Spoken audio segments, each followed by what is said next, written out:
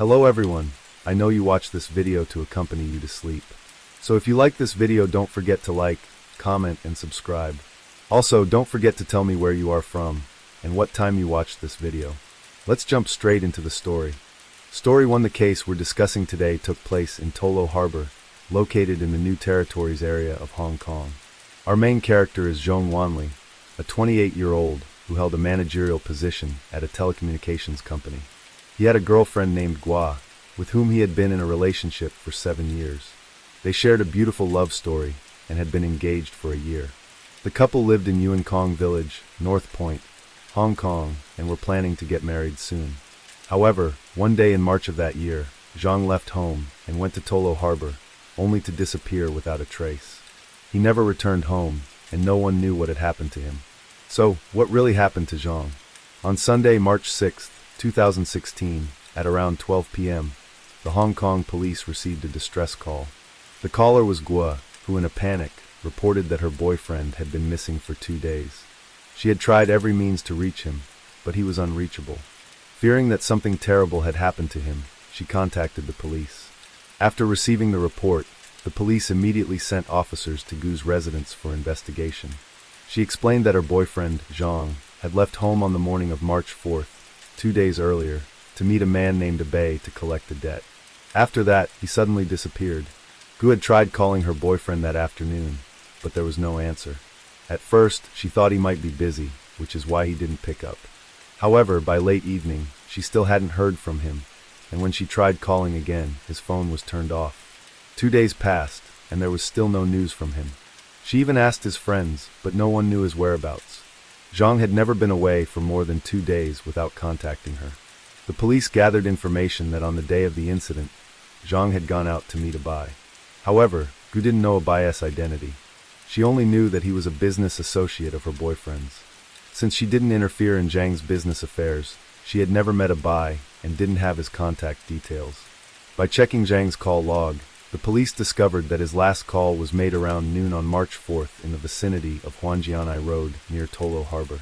At the time, Hong Kong didn't require mobile phone numbers to be registered to the owner's name, so they couldn't determine who had called Zhang.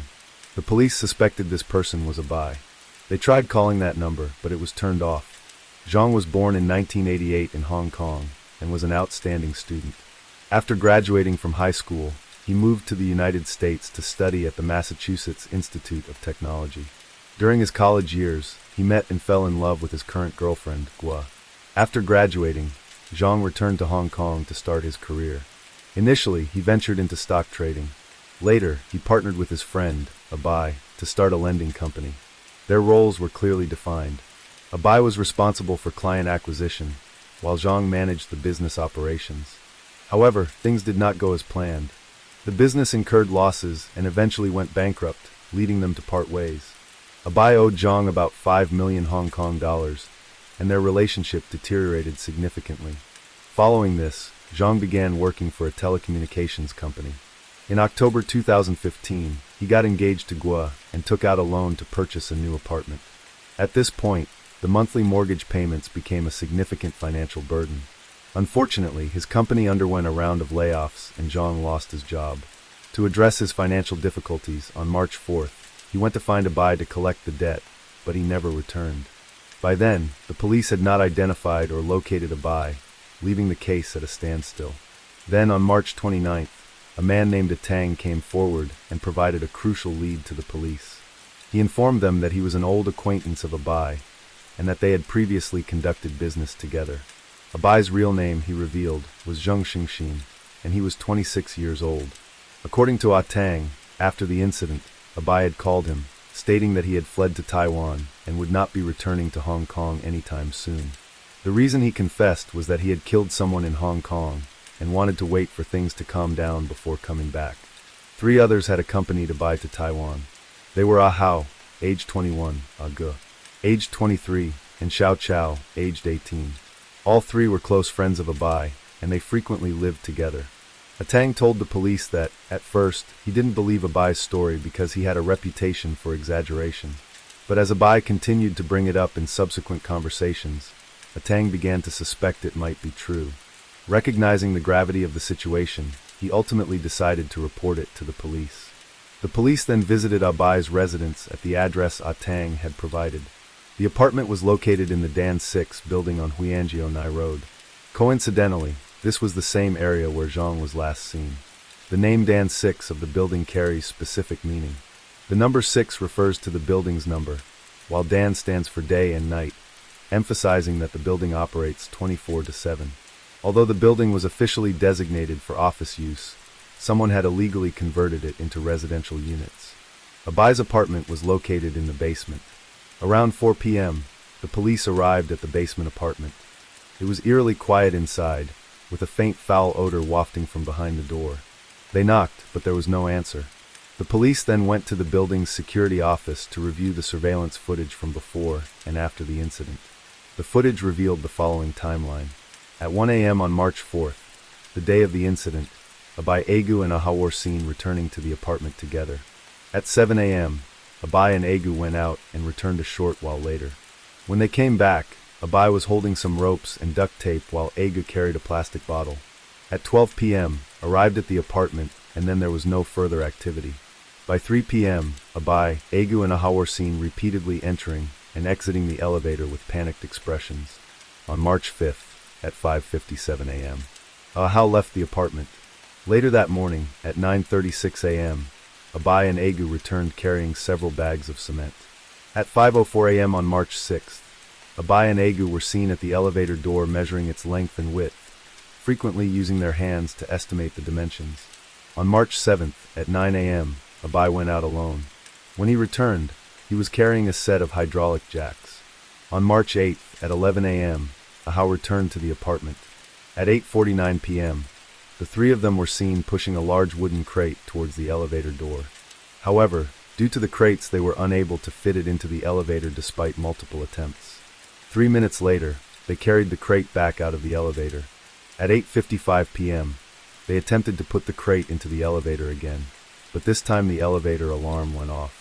They then took the crate back to the apartment. At 10:07 p.m., Abai was seen alone at the elevator door, observing before returning to the apartment. On March 9th, Abai and Agu were seen entering and exiting the elevator multiple times, often carrying suitcases. At 9 a.m. on March 10th, all three men left the apartment and did not return.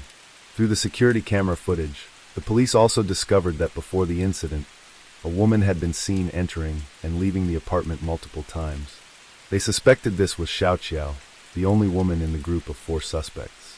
The group had left Hong Kong and fled to Taiwan on March 10th. Outside Abai's apartment, the police obtained a spare key from the building management. Upon entering, a cold blast hit them immediately, as all the air conditioners in the apartment were set to low temperatures. The sight that greeted them was shocking. In the middle of the living room stood a large wooden crate, covered with an old, long blanket. A black liquid was seeping out from the crate's cracks onto the floor. The room was saturated with the smell of perfume and air freshener, yet it failed to mask the overwhelming stench. The air inside was nauseating. Upon closer inspection, the police realized that the wooden crate in the living room was the same one seen on the security footage.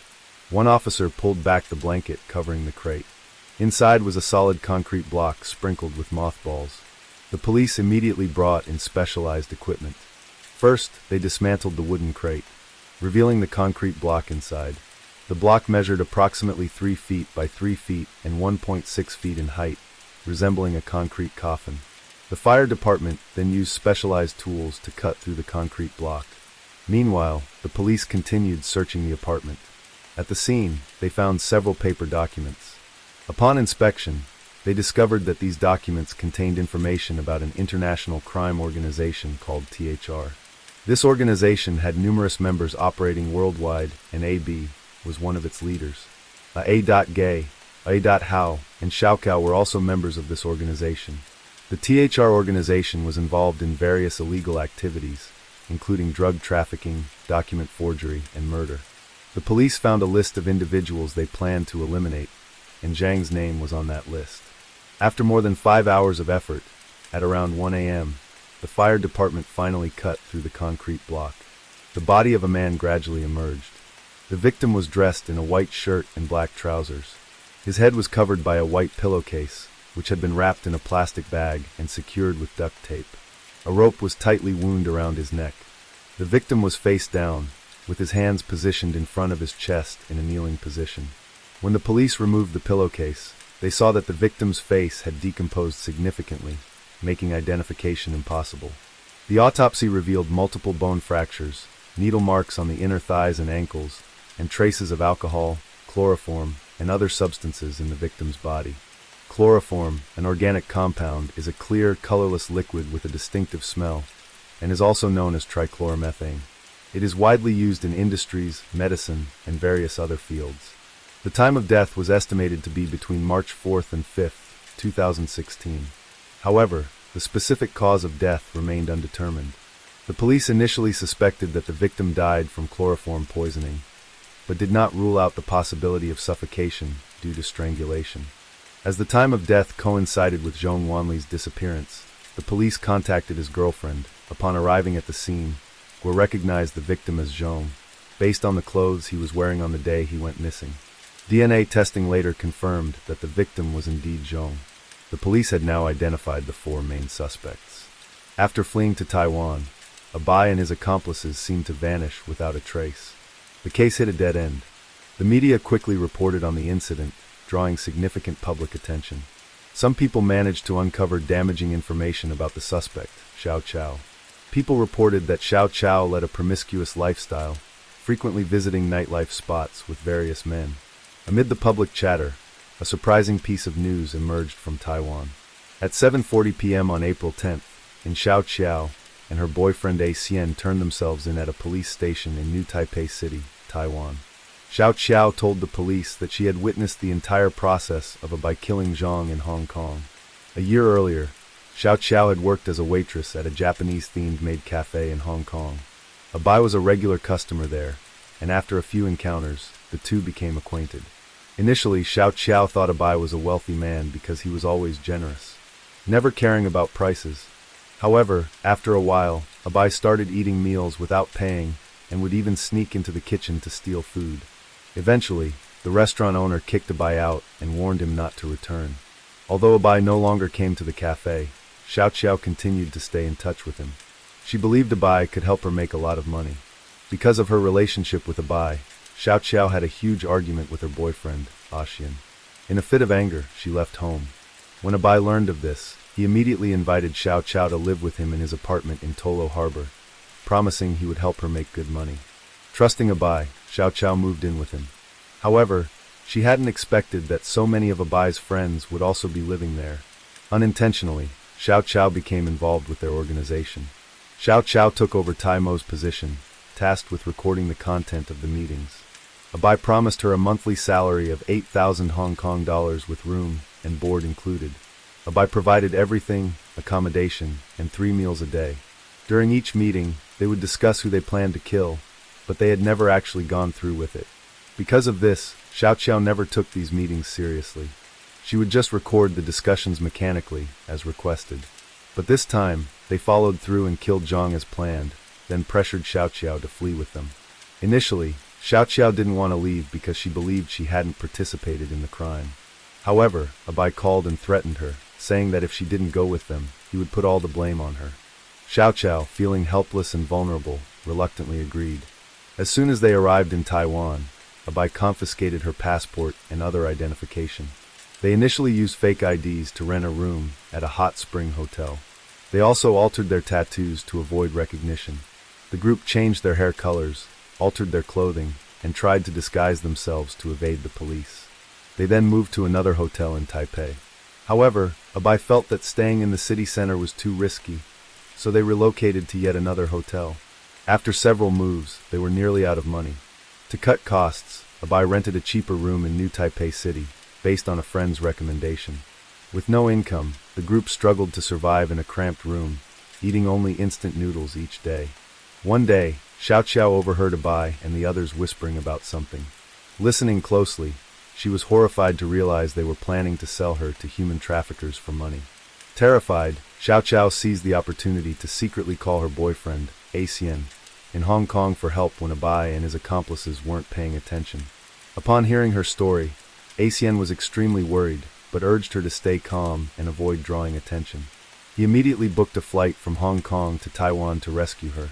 While Abai and his accomplices were asleep, Xiao Chao slipped out to meet Asian, and together, they went to the police station to report the situation.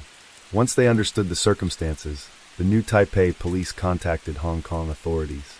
On April 11th, Xiao Chou and Asian were deported back to Hong Kong. The Hong Kong police arrested Xiao Chou on charges of being an accomplice to murder. Based on her statements, the police were able to locate the 3 remaining suspects.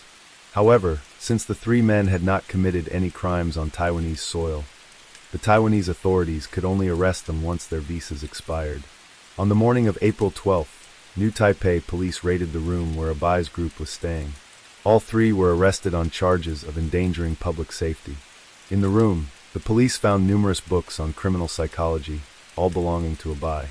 He carried these books with him wherever he went, suggesting his deep understanding of how to manipulate others psychologically. That evening, all 3 suspects were deported to Hong Kong. During police questioning, they began blaming each other, offering conflicting stories. The police first interrogated Abai, who claimed that Ahu was the mastermind and that he was forced into the situation. Abai stated that a few days before the incident, Ahu had expressed a desire to rob wealthy people. During one of their conversations, Zhang's wealth had come up. Ahu then devised a plan to target Zhang and convinced Abai to join, promising him a cut of the proceeds once the plan was executed. Abai confessed that he initially had no intention of going through with the plan, but Ahau was persistent, constantly trying to convince him. Reflecting on his past business dealings with Zhang, which had resulted in significant losses, Abai felt a surge of resentment. In a moment of emotional weakness, he agreed to Ahau's proposal. However, Abai insisted he never intended to kill Zhang. He just wanted to teach him a lesson and make some extra money. Ahau then persuaded AG to join the plan. At first, they intended to lure Zhang to a bar and drug him there, but Ahau decided that attacking in a bar would be too risky. Instead, they ultimately chose to use their apartment as the crime scene. Ahau directed Abai and Aga to go out and buy ropes, duct tape, chloroform, alcohol, and other supplies for the attack. After they returned, Ahau even poured chloroform onto a cloth and forced Abai and Aga to inhale it to test its effects. On the day of the incident, Abai called Zhang to lure him to the apartment. He thought Ahau wouldn't actually go through with it, perhaps just scare Zhang a little, so he went upstairs to lie down next to Xiao Chao. Not long after, Abai heard sounds of a struggle from downstairs. He rushed down to find Ahau, Agu, and Zhang in a scuffle. Ahau used the chloroform-soaked cloth to cover Zhang's mouth and nose, while Agu held down Zhang's legs. Although Zhang tried to fight back, he was quickly overpowered and forced to the floor. Ahau ordered Abai to inject alcohol into Zhang. According to Ahau, he was terrified and unsure of what to do, but Ahau continued to pressure him with aggressive threats. Under duress, Ahau took the syringe and injected Zhang's leg. A short time later, Zhang lost consciousness. At this point, they realized things had gone too far. Ahau tried performing CPR on Zhang, but it was useless. Afterward, Ahau searched Zhang and took all his belongings. Seeing Ahau's brutality, Ahau became extremely frightened, suggested going to the police to confess. However, both Ahau and Aga firmly opposed this idea and threatened to kill him if he reported them. Ahau even bragged about having a contact within the police. As a result, Abai didn't dare act on his own and reluctantly went along, helping Ahau and Aga move Zhang's body into the bathroom. The group discussed how to dispose of the body. Ahau suggested dismembering it, but Abai thought this was too gruesome and strongly opposed the idea. Ultimately, they decided to encase Zhang's body in a concrete block disguised as a flower planter, which they would then dispose of. The next day, Ahu had to leave for Singapore to participate in a street dance competition, so the task of encasing the body in concrete was left to Abai and Aga. After purchasing the cement, they began working on the plan. However, when they tried to move the concrete block to the elevator door, they realized it was too large and wouldn't fit. Both were puzzled about what to do next. 3 days later, Ahau returned from Singapore. When he saw that the concrete block was still there, he became furious. The group attempted once again to get the concrete block into the elevator, but failed. Ahau then ordered Abai and Aga to buy a drill and suitcases, planning to break the block apart. They intended to smash the concrete into smaller pieces and put them into suitcases for disposal. However, They underestimated the hardness of concrete block. Ordinary tools couldn't penetrate it. As time passed, the stench from the concrete began to realizing that they could no longer hide the situation. Aheo decided to flee. Before leaving, he called Xiao Qiao and threatened her to join them. Abai told the police that after arriving in Taiwan, he had tried to turn himself in several times, but Xiao Qiao acted before he could. He insisted that Xiao Qiao had no involvement in the crime, but Aheo was adamant about bringing her to Taiwan. When questioned about the organization, their Abai claimed that it didn't actually exist. He wasn't a leader of any organization. They only had a chat group on social media, which was named there. Next, the police questioned Aheo, whose testimony was entirely different from Abai's.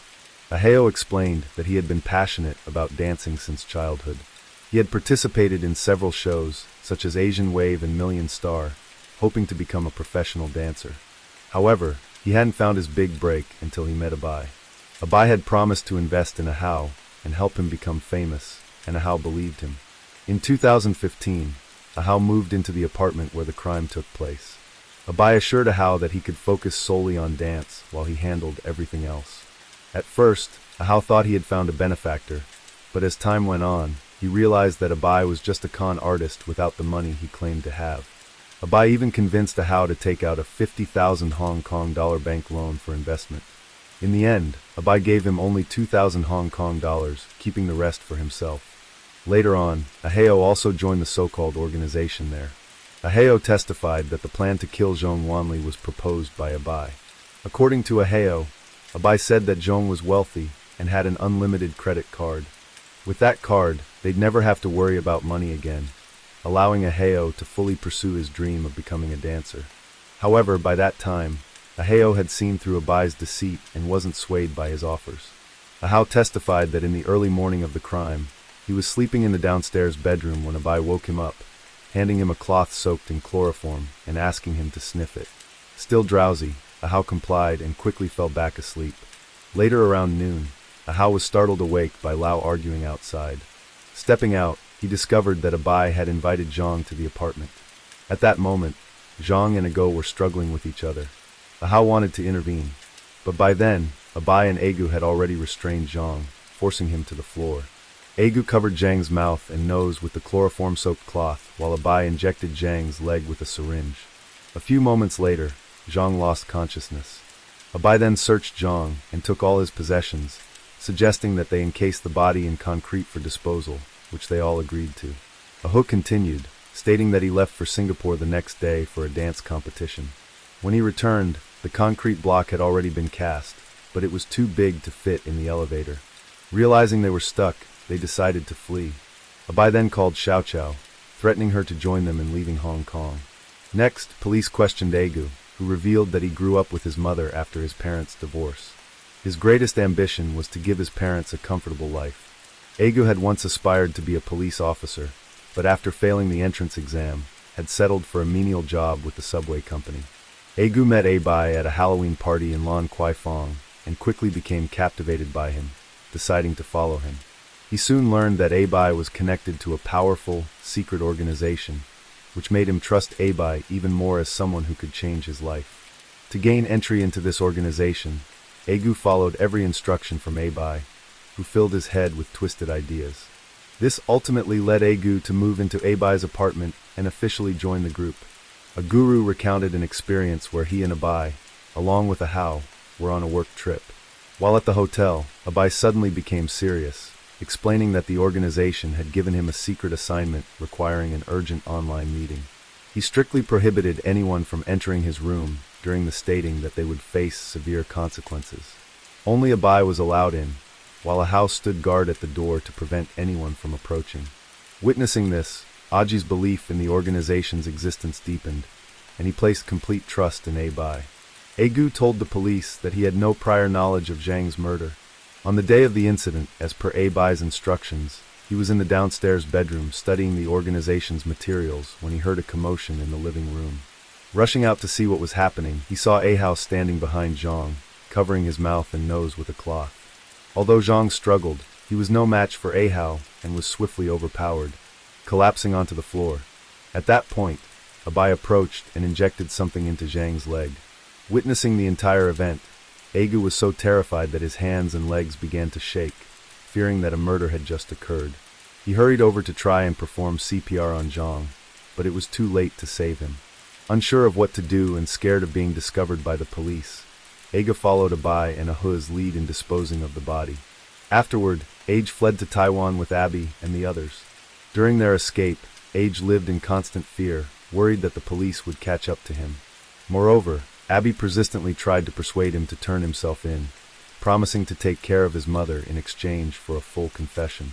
When the interrogation concluded, despite inconsistencies in their testimonies, the police were able to confirm that the so-called International Crime Organization did not actually exist.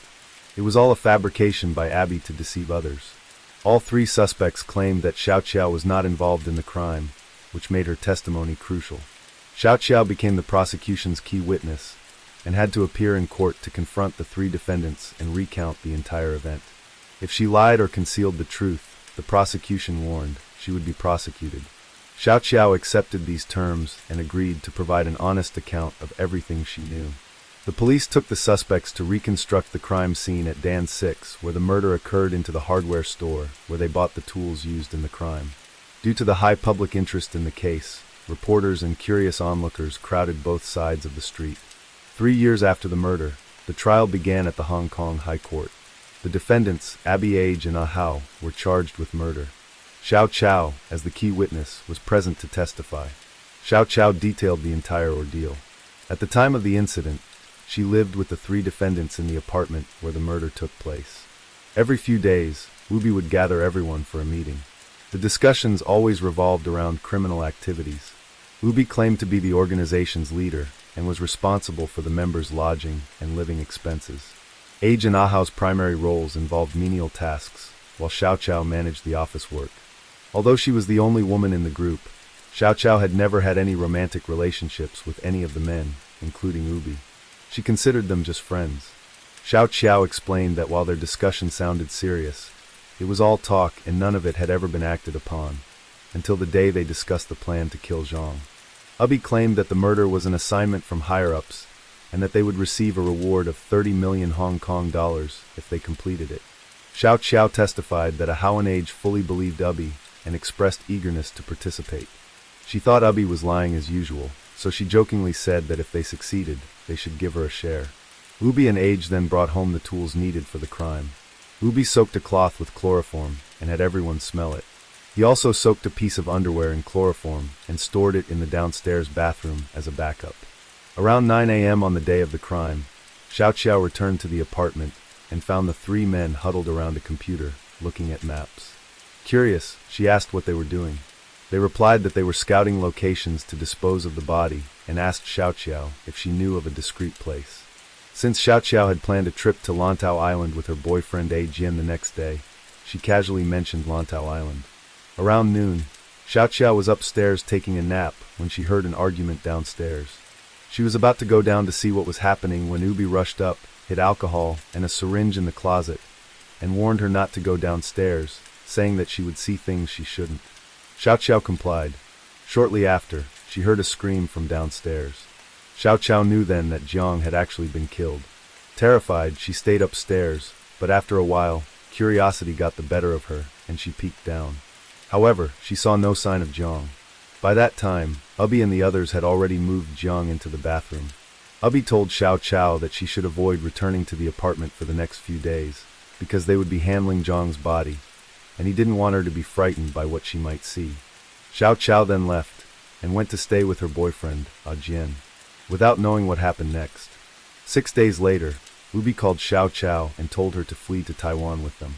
At first, she refused, but Ubi threatened to pin all the blame on her if she didn't go. Left with no other option, Xiao Qiao reluctantly agreed to go along with him. After a lengthy trial, the court reached a consensus. The court declared that the defendant, Ubi, whose real name is Zheng Xingxin, was guilty of murder and sentenced him to life in prison. The two other defendants, Abby Real named Jiang Xuanheng and Abby Real named Lu Jiho, were acquitted of murder but found guilty of manslaughter and were each sentenced to 17 years in prison. Due to her cooperation and honest testimony, the prosecution decided not to pursue criminal charges against the witness, Hu Lingru, also known as Xiao Qiao. With this, the case came to a close. Zhang's family and his fiancée, Ms. Gua, had closely followed the trial. Upon hearing the court's verdict, they could not hold back their tears. Xiao Chao's boyfriend, Asian, was also present at the trial. Afterward, Asian gave an interview to reporters, affirming his complete trust in his girlfriend. He stated that she is a good person and that the rumors circulating online are false. Notably, after the incident, a video of Zhang's final phone call with his father surfaced on social media. The touching video moved many people, as Zhang's father had no idea that this would be the last time he would hear his son's voice. The deceased are gone, but life goes on for the living. Fortunately, justice has finally been served and the perpetrators have been held accountable. Story 2. Today's case is perhaps the biggest criminal scandal in the final months of 2023. The main character in this story is a name being mentioned by millions of Koreans as a master manipulator, a supreme con artist. It all began when former South Korean fencer Nam Hyun-hee, 42, suddenly announced her divorce from her husband, cyclist Gong Hyo-suk, after 12 years of marriage and having a daughter.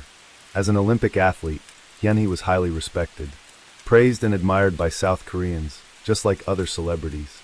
Her career was brilliant, with countless medals from major competitions and championships, Asian Games, Olympics, and many other tournaments.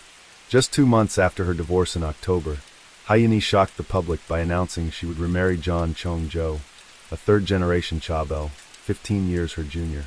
This information immediately became the focus of media and public attention. What intrigued people the most was Nam Hyun-hee's new husband. She introduced him as a former equestrian athlete who had retired due to an injury. He was running a psychological education and performing arts center for children in South Korea. At the same time, he was also the CEO of a globally renowned IT company. John also claimed to be the illegitimate child of the chairman of the Paradise Hotel and Casino Group. Another noteworthy piece of information was that John was 15 years younger than Hyun-hee. And the story became even crazier when they had only met less than a year ago, but she had already decided to get married. Many people looked at the couple's wedding photo and found it quite strange because they thought Hyun-hee's fiancé didn't look like a man, but more like a woman. In fact, some comments even claimed that he was a fraudster and a woman pretending to be a man. At this point, social media was flooded with information about Hyun-hee's fiancé that was completely different from what the former fencer had shared. This led to John Chong-jo being exposed as a fraudster with a criminal record. The dreamlike love story suddenly turned into a nightmare when on October 25, 2023, Dispatch, South Korea's leading online newspaper, uncovered the shocking truth about John Chong-jo. According to the report, John had not only defrauded 7 victims of up to $300 million, approximately $225,000, and served time in prison, but was also a woman pretending to be a man. In fact, was a woman capable of constantly changing identities to deceive victims, then embezzling their assets before disappearing. Initially, when there were unfavorable rumors about her fiancé, Nam Hyun-hee repeatedly stood up to defend her husband-to-be. She defended John on social media and stated, she thanked everyone for their congratulations and the public's concern for her. However, she really wanted to find her own happiness, and implicitly criticized those with bad intentions. At the same time, she also said she would take legal action against those who made malicious, defamatory comments. However, when John's former victims presented irrefutable evidence, Hyun-hee had to face the harsh truth. She decided to cancel the engagement, cut off all contact, and didn't want to see him again. But John Chong-jo didn't accept this and continued to pursue her. She repeatedly came to Hyun-hee's mother's house to knock on the door and ring the doorbell.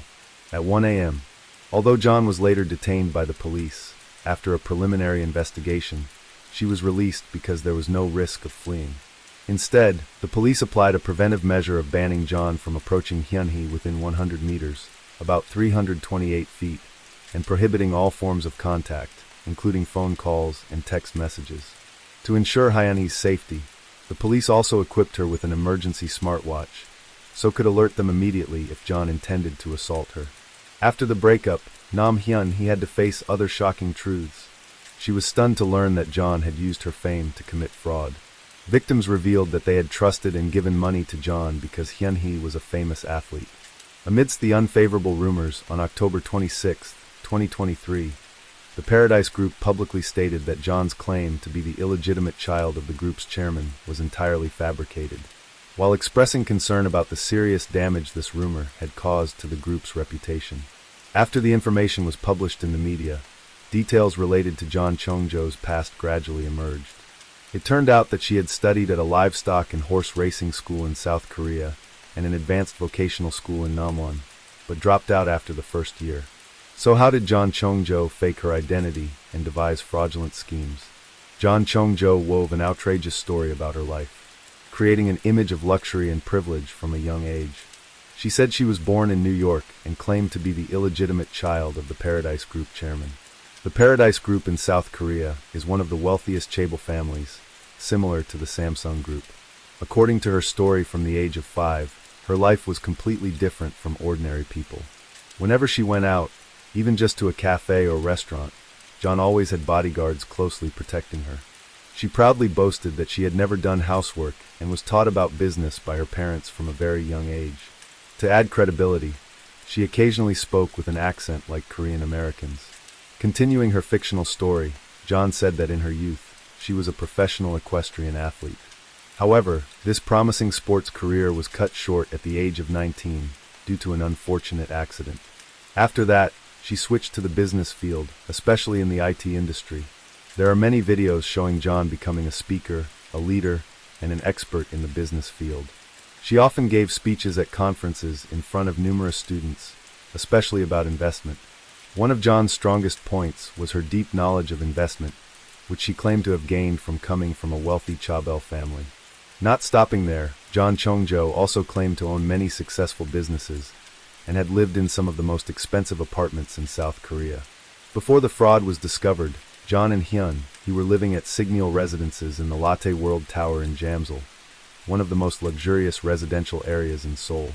All of this created a false image of a young, successful, and wealthy businessman, causing many people, including Hyun-hee, to believe and fall into the trap.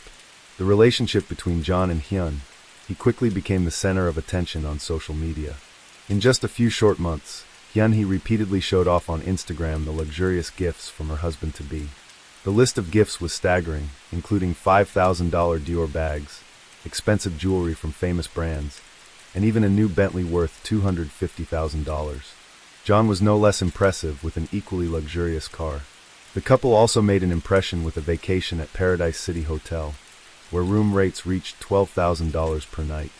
Their meeting story was also interesting, as Hyun-hee, a retired Olympic champion, owned her own fencing academy. One day, John Chongjo came and expressed a desire to learn fencing from her because she was an Olympic champion. According to Hyun-hee, this was when the story really became murky, strange, and unbelievable. Subsequent events proved that her intuition was not wrong. Initially, John appeared before Hyun-hee as a woman and wanted to befriend her. The two quickly became close through private lessons at Hyun-hee's academy. After just a few days, John began to play the role of a talented investor. She cleverly presented attractive investment ideas and invited Hyun-hee to participate in projects she was developing. This tactic aimed to create an impression of a successful and wealthy woman. However, as their relationship progressed, John suddenly changed the story and revealed that she was actually a man because she had undergone gender reassignment surgery. To prove it, she even showed an ID card with the number 1, which is the number indicating male gender in South Korea, while female is indicated by number 2. This made Hyun-hee believe that John was really a man. This story gradually went in crazy direction as the truth slowly came to light. The first turning point occurred when the first pre-wedding photos of John and Hyun-hee were published and her former victims began to speak up. The public was shocked to learn that a fraudster like John Chongjo could continue to embezzle other people's assets and maintain a luxurious lifestyle in a fancy apartment. Notably, she had never repaid a single penny to her victims. When John's former victims began to share their stories, a comprehensive picture of her sophisticated fraud techniques gradually emerged. Notably, among those she had deceived were both ex-boyfriends and ex-girlfriends. This shows that John had flexibly switched between male and female roles for many years to achieve her goals. One of John's boyfriends, when she was playing the role of a woman, was deceived by her claim of being pregnant. She used this to borrow thousands of dollars on his credit card and even his parents' credit cards. As a result, the boyfriend's entire family had to bear a huge debt. John Chung-jo also used sophisticated tactics to access her boyfriend's phone, impersonating him to approach his friends to borrow money. These friends believed that their friend was in trouble, so they sent money to John, and she collected a large sum from people she had never even met. John's boyfriend even met her mother, but later he discovered that the woman was actually an actress hired by John. This sounds unbelievable, but there really is a service to hire people to pretend to be parents, friends, or anyone you want. These actors will follow the script you provide, including details about the past and the relationship between the two people. With each boyfriend, John Chung-jo often pretended to be pregnant and used this reason to extract money from them. She used images taken from the internet or from some source to fake that they were ultrasound images of the baby in her womb. She even demanded housing allowances and other expenses from the victims. Another sophisticated tactic in John's fraud toolkit was playing the role of a savvy investment expert. When approaching a new group of friends, she would skillfully introduce an attractive investment opportunity and persuade them to participate. She had to frequently change social environments because her tricks were eventually exposed. Many victims were captivated by the promise of huge profits and entrusted all their savings to John, even borrowing from banks to invest, only to realize that it was all an elaborately staged play. Looking back at John Chung-jo's past, we see a worrying record of a professional fraudster with multiple encounters with the law. In 2019 alone, there were 7 lawsuits against her for fraud and deception. The peak of her audacity was when John organized a fake wedding in which she played the role of a man and married another woman. Although the legality of this marriage is still questionable, the ceremony was held openly and solemnly. Throughout this process, John skillfully deceived the bride's family that she came from a noble family. And incredibly, she had staged such an elaborate fraudulent wedding when she was only 22 years old. At that time, John had used chest binding to pretend to be male, making the woman believe she was a real man. Friends of John's ex-wife also confirmed that they were sure she was a man. The most astonishing part of the story is that John's ex-wife spoke up and revealed that John had told her that he was actually transgender, had undergone surgery to become a man, and could therefore make her pregnant. John even said it was an advanced surgery only available to the wealthy. The ex-wife really believed she could get pregnant with John. However, doctors have confirmed this is completely impossible. After marriage, the couple lived in an expensive apartment, and John told his wife, "I think you're pregnant," and gave her a pregnancy test.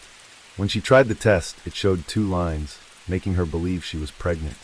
But later, it was discovered that there are fake pregnancy tests or tests designed as pranks. These pregnancy tests always give a positive result when exposed to water or urine.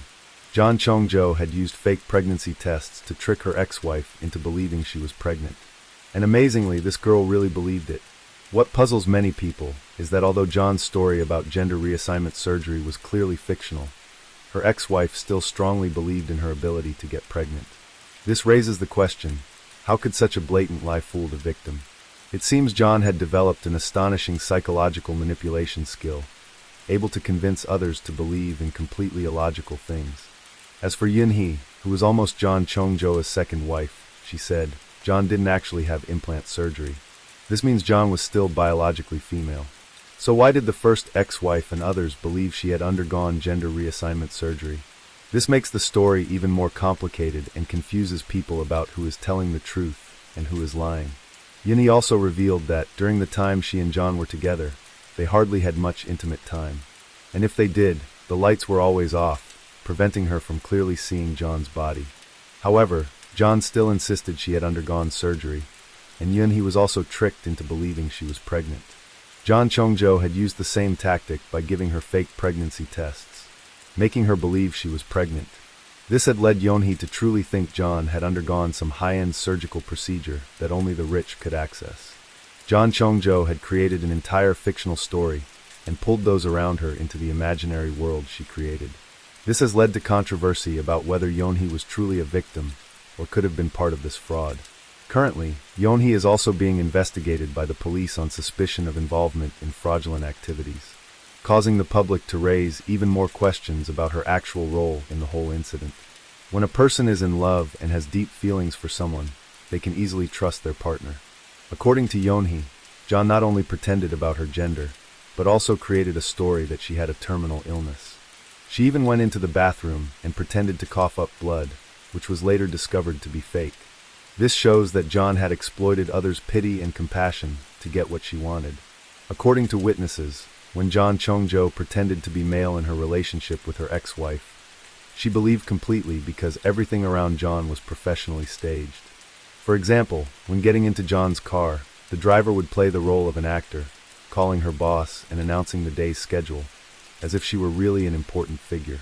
John had staged an entire movie about her life, making everything seem so real that people around couldn't realize it was just an act.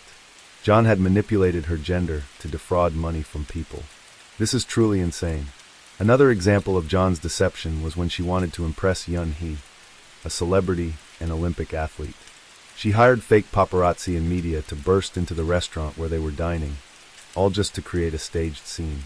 While they were having dinner, fake actors playing reporters began asking questions like, "Are you really the CEO of a large corporation?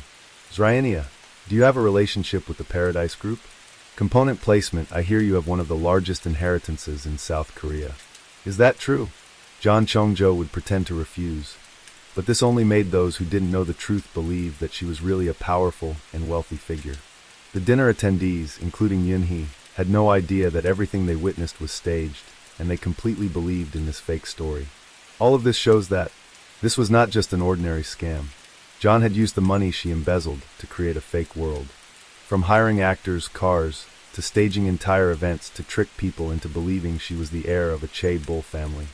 This story has far exceeded the normal limits of deception and manipulation, showing the level of insanity and complexity in the plan that John had implemented.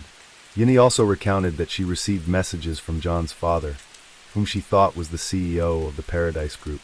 However, the strange thing was that when she received these messages, John was sleeping right next to her. This led to speculation that she might have created these messages in advance and used an app to schedule their sending. Clearly, had taken advantage of this to stage the entire fake situation. Another incident that surprised Yun, was when she and John were preparing to fly abroad for a vacation. John had arranged for her a type of VIP pass, usually reserved for special athletes or politicians. This made people question how John could do that, as well as her financial capacity and connections in the mysterious world of fraud. In reality, John Chong-jo had been arrested and imprisoned multiple times for her fraudulent behavior, including a 2-year prison sentence. During her time in prison, she continued to deceive by pretending to be pregnant to receive better treatment from fellow inmates, and they actually believed this until they discovered it was just another scam. John seemed to have gone further when she started her relationship with Ha Yun-hee, even undergoing breast removal surgery to completely transition or pretend to transition into a man. However, many believe that John is not actually transgender, but only did this to maintain her image and achieve her goals in her world of deception. Experts have analyzed John's behavior and suggest that there are no signs that she is truly transgender, but rather someone who can flexibly switch between genders to serve personal interests. Currently, the biggest controversy revolves around whether Ha-yun is truly a victim, or if she might also be involved in John Chong-jo's frauds.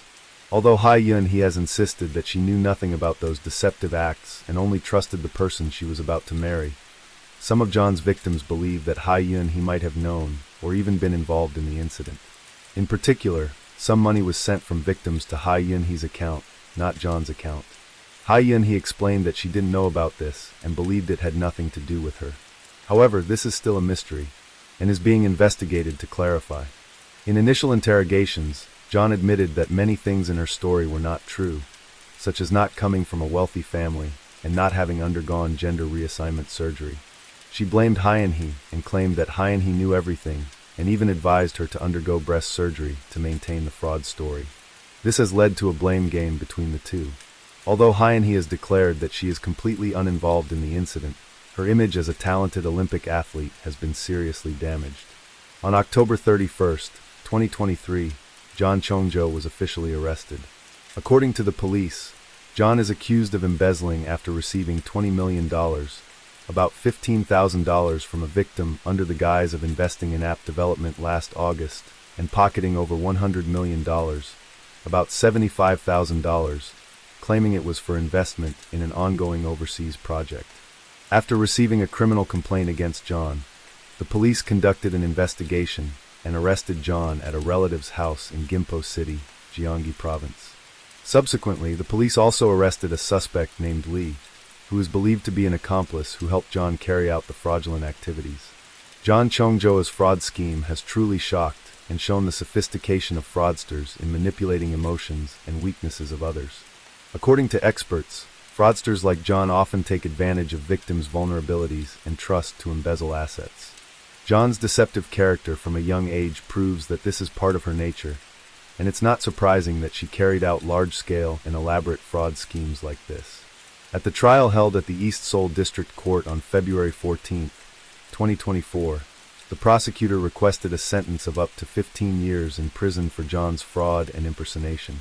However, the court sentenced John to 12 years. In the trial session before the final sentencing, John had said, "I promise that I will rectify the damages I have caused, even if it takes a long time, and prove my commitment through actions. I have and will always repent for my actions." However, on February 16th, the East Seoul Public Prosecutor's Office stated that because they did not accept the verdict of 12 years imprisonment for John and 1 year and 6 months imprisonment for accomplice Lee in the first trial on charges of fraud, they have filed an appeal. The prosecutor decided to appeal in John's case on the grounds that, although she had previous fraud convictions, she continued to commit crimes on an increasingly larger scale, causing serious damage to many victims. The money John embezzled was used for her personal luxurious lifestyle, without the ability to recover or compensate the victims for their losses. Her criminal behavior seemed not only aimed at financial gain, but also to satisfy a desire to live in luxury. This demonstrated the seriousness of the case, and John's lack of remorse. Therefore, the prosecutor decided to appeal to seek a more severe sentence for her. The prosecutor also disagreed with the first trial's verdict on Lee's role in the case, where the court only considered Lee as a simple accessory.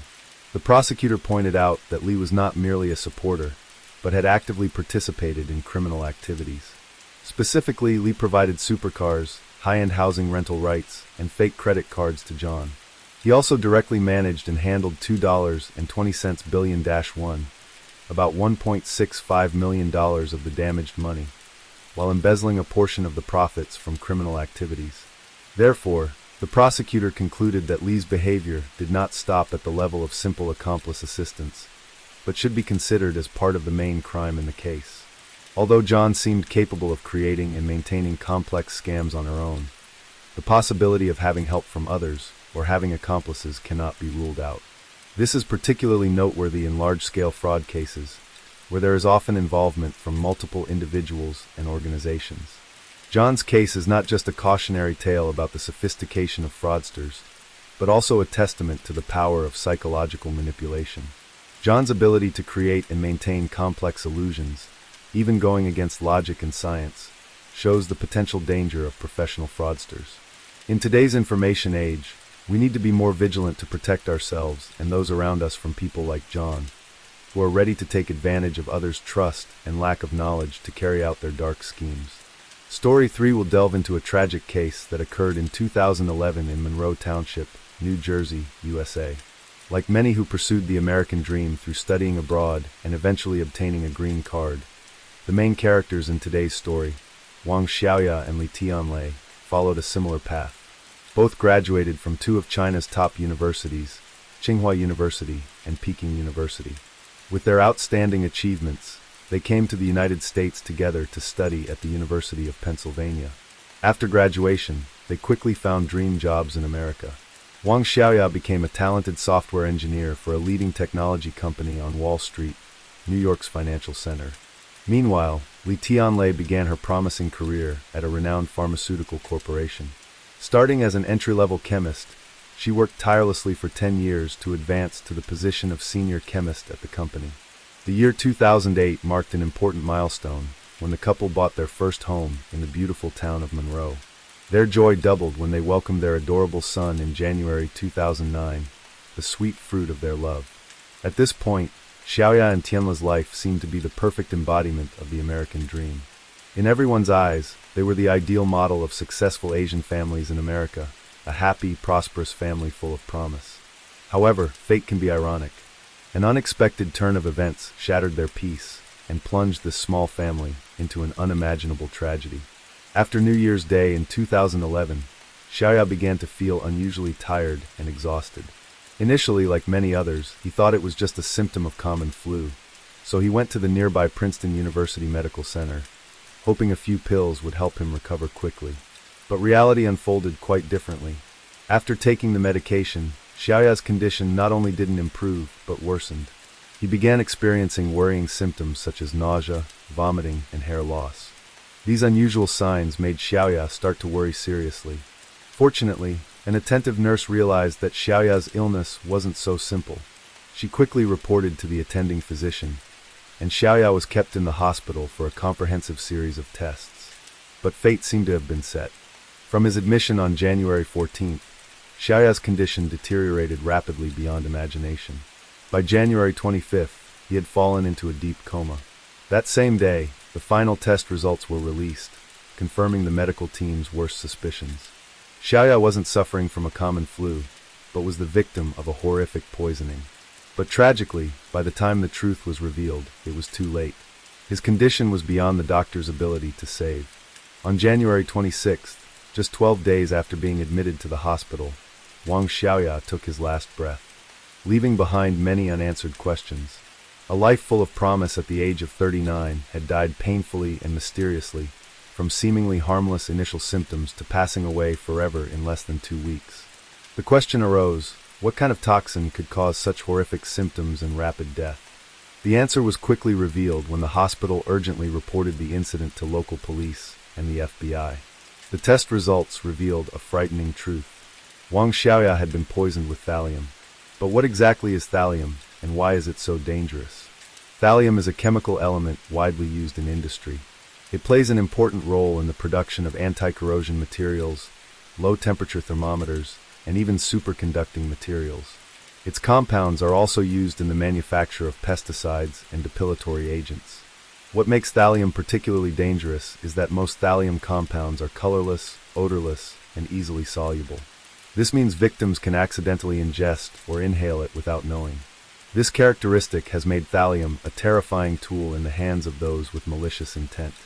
With its toxic and difficult-to-detect properties, it is no surprise that thallium is the cause of many shocking cases. And now, it has once again appeared in Xiaoya's tragic case, leaving many questions to be answered. Thallium poisoning is a serious and complex medical condition, often difficult to diagnose accurately. Typical signs include neurological disorders such as severe headaches, tremors, seizures, and even coma. Victims also often experience digestive problems like nausea, vomiting, and severe abdominal pain. Notably, hair loss is a characteristic sign, usually occurring a few days after exposure to the toxin. Additionally, skin lesions such as redness or rashes may appear. However, due to the rarity of thallium poisoning, doctors often don't consider this possibility initially, leading to the risk of misdiagnosis and delayed timely treatment. Thallium poisoning is classified into two main types, acute and chronic. Acute poisoning occurs when the body absorbs a large amount of thallium in a short time, usually due to accidental or intentional ingestion of the toxin. Symptoms appear quickly and severely, mainly focusing on the nervous and digestive systems. In contrast, chronic poisoning is more common in people with long-term exposure to thallium in the work environment, with symptoms developing slowly over time, potentially including vision loss, motor disorders, and other health issues. In Xiaoya's case, the signs indicated he had been a victim of acute thallium poisoning. So, who was most likely to have poisoned Wang Xiaoya? It was none other than Wang Xiaoya's wife, Li Tianla, a chemist working at a renowned American pharmaceutical company. On January 29th, Li Tianla was arrested by local police on charges of thallium poisoning. The story of the talented couple that had just been admired now made people wonder what had driven Tianla to act so cruelly towards her husband, not hesitating to leave their 2-year-old child fatherless, and even willing to destroy the family they had built together. Li Tianla was a Beijing native, an embodiment of fascinating contrasts. Outwardly gentle and beautiful like a fragile flower, but inside harboring a competitive spirit and intense desire for rivalry. At Peking University, where China's top intellects gathered, she still shone brightly with her tall stature and excellent academic performance, like a star in a sky full of stars. Li Tianla's college life wasn't just about books and exams. She also found her first love with Chunhua, a classmate. Later, they both passed the master's program. It seemed this would be a beautiful love story that would last forever. But from a dance exchange between Peking University and Tsinghua University students, Wang Xiaoya, a talented young man from the Department of Precision Instruments at Tsinghua University, stepped into Tianla's life. When he saw her, he fell in love at first sight, unable to resist the attraction of this beautiful girl. With the courage of youth, Xiaoya went straight up to Tianla and invited her to dance. At that moment, it seemed the whole world around them had disappeared. The couple's graceful, harmonious dance steps attracted everyone's gaze, making the entire hall resound with enthusiastic applause. After that fateful dance, Xiaoya began a campaign to pursue Tianla with what could be called frantic enthusiasm. When he learned that Tianla's heart already belonged to someone else, instead of being discouraged, he became even more determined. With strong faith in his talent and charisma, Xiaoya was confident he would win this race for love. He didn't miss any opportunity to show his feelings and care for Tianla. When he learned of her dream to study abroad, as well as the obstacles from her family, and he quickly seized this opportunity to make an impression. With astonishing determination, Xiaoya began traveling frequently between Tsinghua University and Peking University, just to be closer to Tianla. He enrolled in elective courses at Peking University, helped Tianla keep her place in class, and even didn't hesitate to do her laundry. His devotion was most evident when Tianla unfortunately sprained her ankle. Without hesitation, he carried her up and down stairs for many days. Although Chunhua was still an almost perfect boyfriend, except for not supporting Tianla's dream of studying abroad, Xiaoya still saw an opportunity for himself. He recognized the conflict and struggle in Tianla's heart, and decided to become an indispensable companion in her journey to pursue her dreams. Xiaoya was always by Tianla's side, attending TOEFL preparation classes with her, researching study abroad information, and applying for scholarships. He constantly painted bright pictures of the future, promising a top academic environment in the U.S., a brilliant career waiting for them, and an eternal love. The sweet promises and promising future vision gradually moved Tianla's heart, putting her in a difficult position between her current love and a promising future. The desirable career and beautiful love made Li Tianla waver. In late 1997, Tianla and Xiaoya both received admission letters from the University of Pennsylvania. In February 1998, they boarded an international flight to the U.S. While waiting at the airport, Tianla suddenly burst into tears. She looked straight into Xiaoya's eyes and said, "Now I've given up my first love, left my parents, and followed you to the U.S. to build a career. You won't disappoint me, will you?" Xiaoya firmly promised, "Trust me, we will definitely succeed, and I will cherish you in the palm of my hand. Love you for life." When they arrived in the U.S., Xiaoya and Tianla quickly faced the harsh reality of international student life. As international students, they were not allowed to work officially, putting them under great financial pressure. A damp basement apartment became their temporary home, a humble beginning for their American dream. Not succumbing to circumstances, Xiaoya was determined to improve their life. He took advantage of every spare moment to work part-time at a local Chinese restaurant. Although the job was unofficial and the pay was meager, he was provided with free meals. With his deep love for Tianla, he ate only a small portion and packed the rest to bring home to his girlfriend. Those small food packages were not just meals, but evidence of Xiaoya's love and silent sacrifice, deeply touching Tianla's heart. Despite their difficult life, their love blossomed like a flower in the desert. Xiaoya was always an endless source of encouragement for Tianla, painting bright pictures of their future. He believed this difficult phase was only temporary, and not far off, they would have a real home in America. That sweet promise was the motivation that helped them overcome the hard days. And then, as a worthy reward for their perseverance and relentless effort, in the fall of 2000, Xiaoya and Tianla graduated together from the University of Pennsylvania, opening the door to a promising new chapter. Entering careers with stable and sufficient income, their life in America had completely changed. The initial difficult days were now just memories, making way for a bright future opening up ahead. Their American dreams seemed to have begun to come true. However, Xiaoya and Tianla's fairy tale story had begun to show its first cracks. Instead of growing closer, their relationship became tense with increasing conflicts. Tianla's competitive and calculating nature, which had been suppressed during the difficult years, now began to manifest clearly. This became even more intense when Xiaoya, busy with work, gradually neglected to care for her emotionally. By September 2001, they had held a simple wedding, marking the official beginning of their married life. The joy doubled when just 3 months later, their green card application was approved. On the day they received their green cards, happiness filled the air. In his excitement, Xiaoya hugged Tianla tightly and proposed a plan for the future. Next step, let's have a child as soon as possible. However, Tianla's reaction was like a bucket of cold water on her husband's enthusiasm. With meticulous calculation, she analyzed, if I get pregnant now and become a full-time housewife with just one salary, who knows when we'll be able to buy a house. Tianla's words were not just a simple refusal, but clearly reflected her practical and ambitious mindset. Although Xiaoya was a bit disappointed, he still saw logic in his wife's argument. He chose to remain silent and not argue further. This moment, seemingly trivial, was actually a sign of the growing difference in their thinking and life goals. It also signaled potential conflicts in the future, as Xiaoya's dream of family no longer seemed in tune with Tianla's career aspirations. At that time, Xiaoya's company had many talented employees, so the competitive pressure was intense. Every time he came home, he was exhausted. He gradually did less and less of the housework he used to handle. Tianla was very dissatisfied, often intentionally leaving some housework for her husband to do when he got home. One evening, when Tianla reminded Xiaoya to do the laundry, and he replied he would do it later, her anger erupted. The argument quickly escalated, revealing deep cracks in their relationship. For Tianla, this wasn't just about laundry. It also showed the change in Xiaoya's attitude from someone who always indulged and gave in to his wife. He had become someone willing to argue with her. This feeling of being hurt made her both angry and heartbroken, finally bursting into tears. Seeing his wife cry, Xiaoya realized he had gone too far. He quickly apologized and promised to change, do more housework, and spend more time with his wife. However, these promises were quickly swept away in the busy world of work. Xiaoya's failure to keep his promises only deepened Tianla's disappointment in their marriage.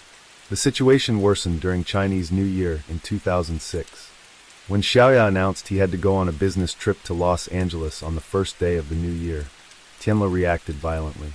For her, her husband's absence on the most important holiday for Chinese people was unacceptable. She not only tried to prevent him from going on the business trip, but also threatened to complain directly to his superiors. This argument was like salt rubbed into an existing wound in their relationship, making it even more painful and difficult to heal. Such small incidents continued to occur in the following days, and the severity increased. By this time, Tianla had become quite extreme.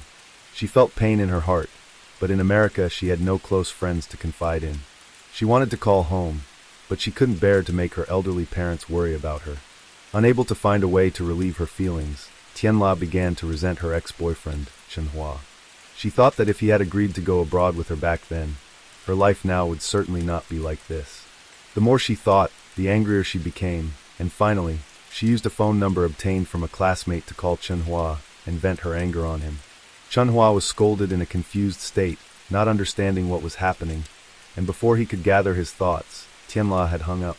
After hanging up, she still felt unsatisfied and sent another insulting message to him.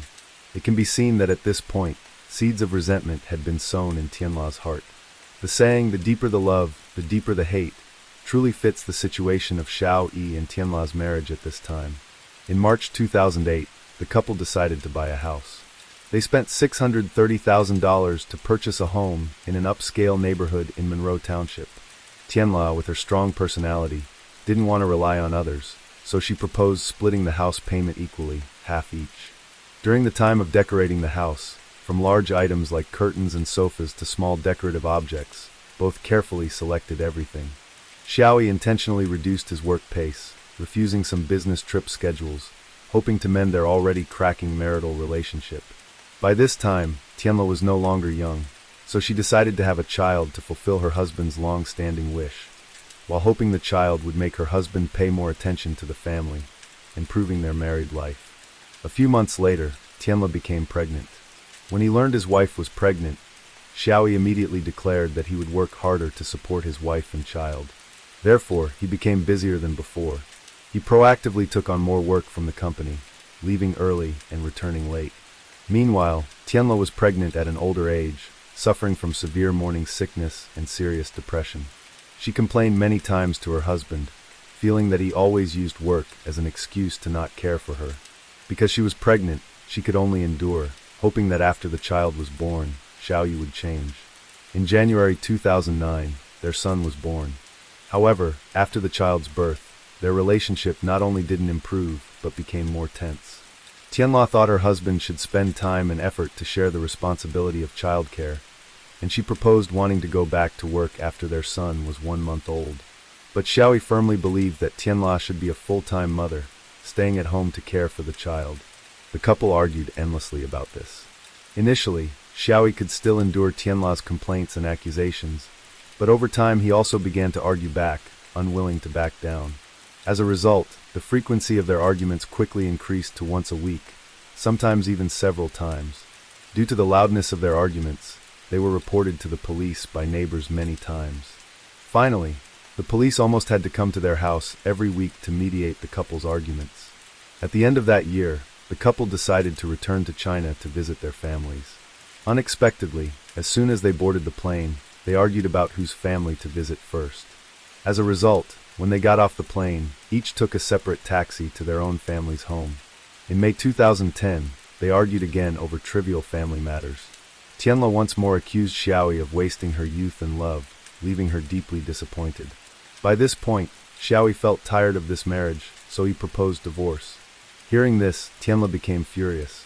Deep down, she didn't want a divorce, but with her strong personality, she didn't want to give in or give up her career in marriage as Xiaoyi wished. She was uncompromising in the division of assets and child support, unwilling to reach a divorce agreement. Meanwhile, Xiaoyi believed that Tianla's domineering personality had led to the breakdown of their marriage. He felt he was completely blameless, so he was also meticulous in dividing assets and child support and had a very firm attitude about divorce. This made Tianla even more resentful. According to U.S. law, couples wanting to divorce need to separate for a period. Initially they planned to sell the house, but due to the impact of the financial crisis, real estate prices had dropped significantly. Selling the house at this time would result in a large loss. Finally, they reached a temporary agreement not to sell the house, living separately under the same roof. However, living together under one roof, facing each other every day, silently sowed the seeds for the later tragedy. Not long after signing the divorce agreement, Xiaoyi brought an American girl home overnight. This action deeply hurt Li Tianla. She angrily said to the girl, "This is my house, get out now." But Xiaoyi stood in front of the girl and shouted, "Half of this house is mine, and besides, we've signed a divorce agreement, you have no right to control me anymore." Because of this incident, Tianla cried all night. Afterwards, Xiaoyi continuously dated other girls, each of whom he brought home.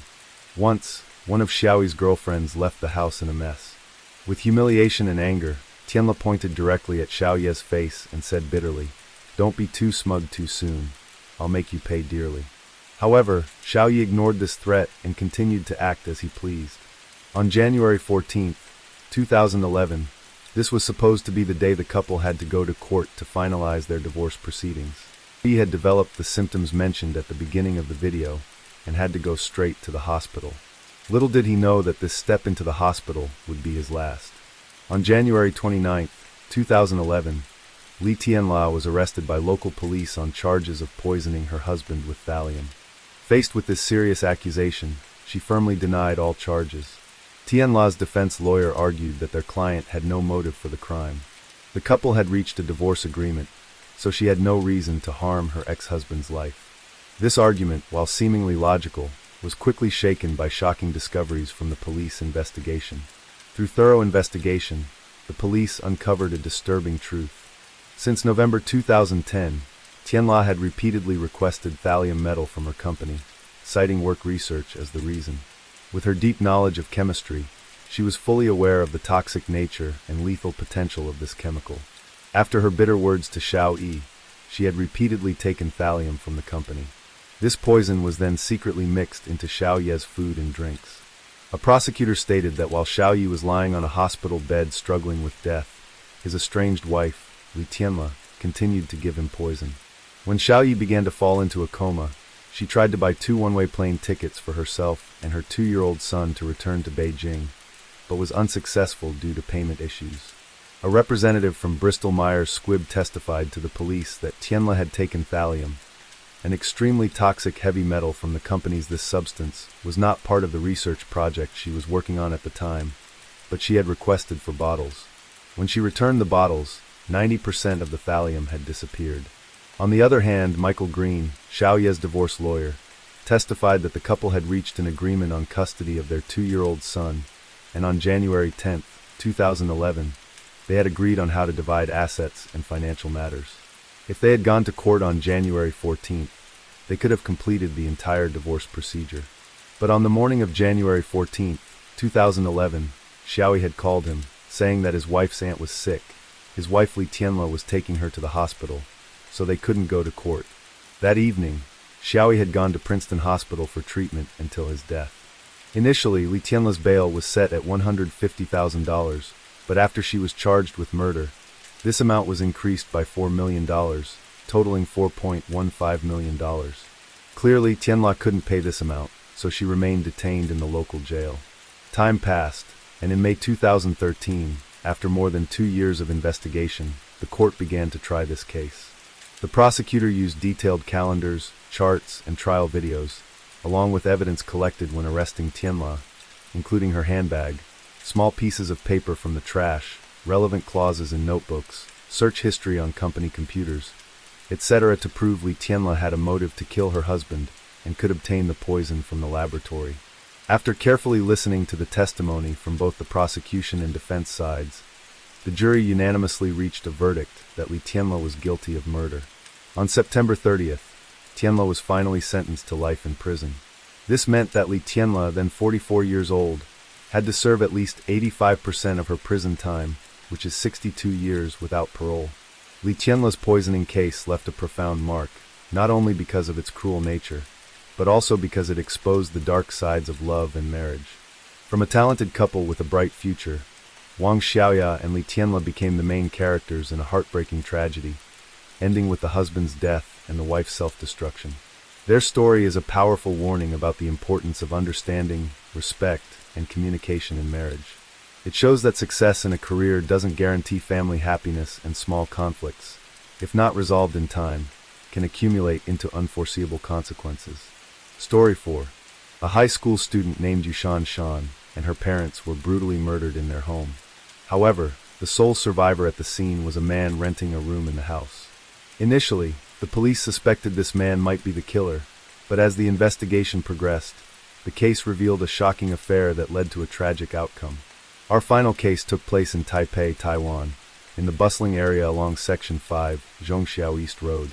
On the afternoon of December 12, 1995, a plumber living in Taipei made a phone call to his boss.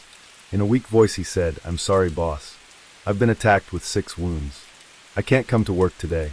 After asking for time off, he slowly added, "There's been a murder where I'm staying. 3 people are dead. Please come help me." The boss immediately called the police. Soon after, officers arrived at the plumber's residence. The crime had taken place on the 2nd floor, and the scene was horrific. Blood covered the floor and walls. Red footprints were scattered throughout the room, and button marks were visible in the bloody prints. The police initially concluded that the killer had stepped on a button after the murders. If they could locate the button, it might become a key piece of evidence. During their investigation, the police first found the body of Yushan Shan's mother in the hallway. In the master bedroom, they discovered Shan Shan and her father lying lifeless. Based on the wounds, it was clear the killer had deep hatred for the family. The mother had been stabbed 22 times, the father 9 times, and Shan Shan 20 times. Particularly disturbing was the fact that Shan Shan's neck was nearly severed from her body. The crime scene analysis suggested that the perpetrator likely entered the house through and no valuables were stolen, indicating that the killer's primary intent was to slaughter the family. All 3 victims had been covered with blankets or clothing after their deaths. The police theorized that this may have been due to superstitious beliefs common in Taiwan, with the killer fearing the spirits of the dead might come back to haunt him. It was clear that the killer was someone familiar with the family, and this horrific act was driven by personal rage and fear. Forensic experts determined that the murder weapon used to kill all 3 victims was the same knife, a common fruit knife typically found in supermarkets. According to reports from the neighbors, around 3 a.m. on the night of the crime, they heard arguing, but assumed it was just a domestic dispute between a married couple and didn't think much of it. As a result, no one called the police, meaning the massacre likely occurred in the middle of the night. It was known that Mrs. Yu had a habit of staying up late to play mahjong. On the day of the crime, she followed her usual routine, playing mahjong until the afternoon before heading to the market to buy groceries. By the time she returned home, it was after 4 p.m. The terrifying part is that the killer was incredibly bold. After killing 2 people, he hid in the house for 13 hours, waiting to finish off the entire family. Given this situation, the police speculated that the killer either had a grudge against Mrs. Yu or knew the family well enough to ensure he eliminated everyone before stopping. In either case, it indicated that the killer was familiar with the Yu family. But who is this person? What kind of hatred did he have toward the Yu family? In fact, by investigating the victims' backgrounds, the police could have quickly narrowed down a list of suspects. However, one major question remained for the investigators. Do you remember the anonymous plumber who called in sick after the murders? His name was Wu Zhongqian, and he was renting a room in the Yu family's home. Due to financial difficulties, Mr. Yu had rented out a spare room to Wu. Wu told the police that yes, he did hear some arguing in the middle of the night, but he didn't pay much attention. Around 8 a.m., as he was about to leave for work, he opened his door and was immediately attacked by a man wielding a knife. Wu wrestled with the attacker, suffering 6 stab wounds and bleeding profusely. Fortunately, being a former soldier with a strong build, Wu managed to disarm the attacker after a brief struggle. At first, he thought about killing the man in retaliation, but his rational mind stopped him. Instead, he slashed the attacker's face. Both men were injured and exhausted after the fight. Wu then spoke to the attacker, saying, "We have no personal vendetta. So why are you doing this? Let's stop now. I'll go back to my room, and you should leave quickly." Wu retreated to his room, locked the door, and grabbed his electrical repair tools to defend himself, terrified the attacker would break in. Through the ventilation window, he could see the attacker in the living room. At around 4 p.m., Wu heard Mrs. return home, followed by a violent struggle, screams, and desperate pleas for help. Then, everything went quiet. He assumed Mrs. Yu had been killed. After waiting for a while, Wu finally worked up the courage to call his boss to report that he wouldn't be coming in and to ask for help. When the police arrived at the scene, they found that Wu's rented room was locked. After calling a locksmith to open the door, they discovered bloodstains inside, along with a blood-stained fruit knife. However, Wu's testimony raised some questions for the police. If he had overpowered the attacker and taken the knife, why did he then hide in his room? Moreover, since the attacker's face had been seen, how could the killer have let him go? According to Wu's statement, he stayed in his room until the attacker left before calling for help. Furthermore, the murder weapon, the knife, was found in Wu's room. So how was Mrs. later killed with that same knife?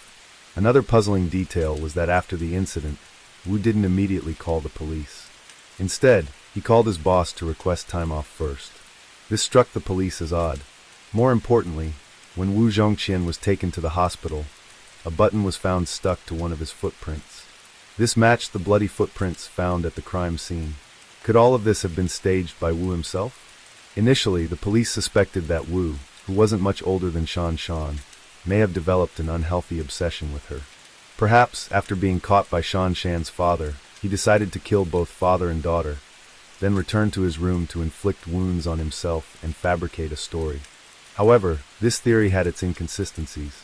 If Wu had killed the two, he should have fled immediately afterward. Why would he wait around for 13 hours just to kill Mrs. Yu as well? Because of these inconsistencies, the investigation hit a dead end. The police began to wonder if there was a fifth person at the scene, but Wu remained the prime suspect. Due to media sensationalism, the public quickly convicted Wu in their minds as the murderer, even before the trial. To be thorough, the investigators returned to the crime scene, hoping to uncover more evidence to clarify the truth. This reinvestigation led to a major breakthrough in the case. The crime scene had been chaotic, furniture was displaced, and the walls and floors were covered in blood. However, from the bedroom to the living room, there were clear signs of cleaning. A blood-stained mop found in the room supported this observation. The police concluded that the killer had attempted to clean up the evidence, but had clearly done a poor job. The older blood stains had been wiped away, but new blood stains belonging to the killer were left behind. These stains were found in the master bedroom as well, and they didn't match the Yu family or Wu. Additionally, investigators found a small droplet of blood in the room that didn't belong to any of the 4 people in the house. Connecting this with Wu's statement, where he claimed to have slashed the attacker's face, it seemed likely that the blood belonged to the real killer. It appeared that Wu had indeed been wrongly accused. There had been a 5th person at the scene, and the mystery of who the true killer was remained unsolved, plunging the case back into uncertainty. In an effort to quickly solve the case, the police conducted a second interrogation of Wu. Realizing that he was now a suspect, Wu provided additional details in an attempt to clear his name. Wu claimed that, during the commotion, he heard on the night of the 12th. He distinctly heard words related to a love affair. Furthermore, 2 days prior to the incident, on the night of December 10th, he had overheard Shan Shan's boyfriend arguing with her parents. However, since it didn't concern him, had paid little attention at the time. These new details gave investigators a crucial lead. They began to wonder if the massacre had been triggered by a love affair gone wrong. After examining Shan Shan's computer, the police quickly confirmed this theory. They discovered that Shan Shan had been in a close relationship with a teacher named Du Hanqing. Despite the 16-year age difference, the student-teacher pair had developed a romantic connection. In Shan Shan's diary, there were notes and information related to this teacher. Interviews with Shan Shan's classmates and co-workers confirmed that the two had been dating for several years. They also revealed that when Shan Shan's parents discovered the relationship, they were adamantly opposed to it. Could this opposition have driven Han Chung to commit such a brutal massacre? To get answers to these questions, the police first needed to find Han Chung. They immediately went to the school where he taught and discovered that Han Chung had called in sick on the day of the murders. The day after, he returned to work with a visible wound on his face. When asked about it, Han Chung claimed the injury was the result of a car accident and a subsequent altercation with the other party involved. This detail matched what Wu had described during his interrogation. However, soon after, Han Chung requested a week of leave from the school.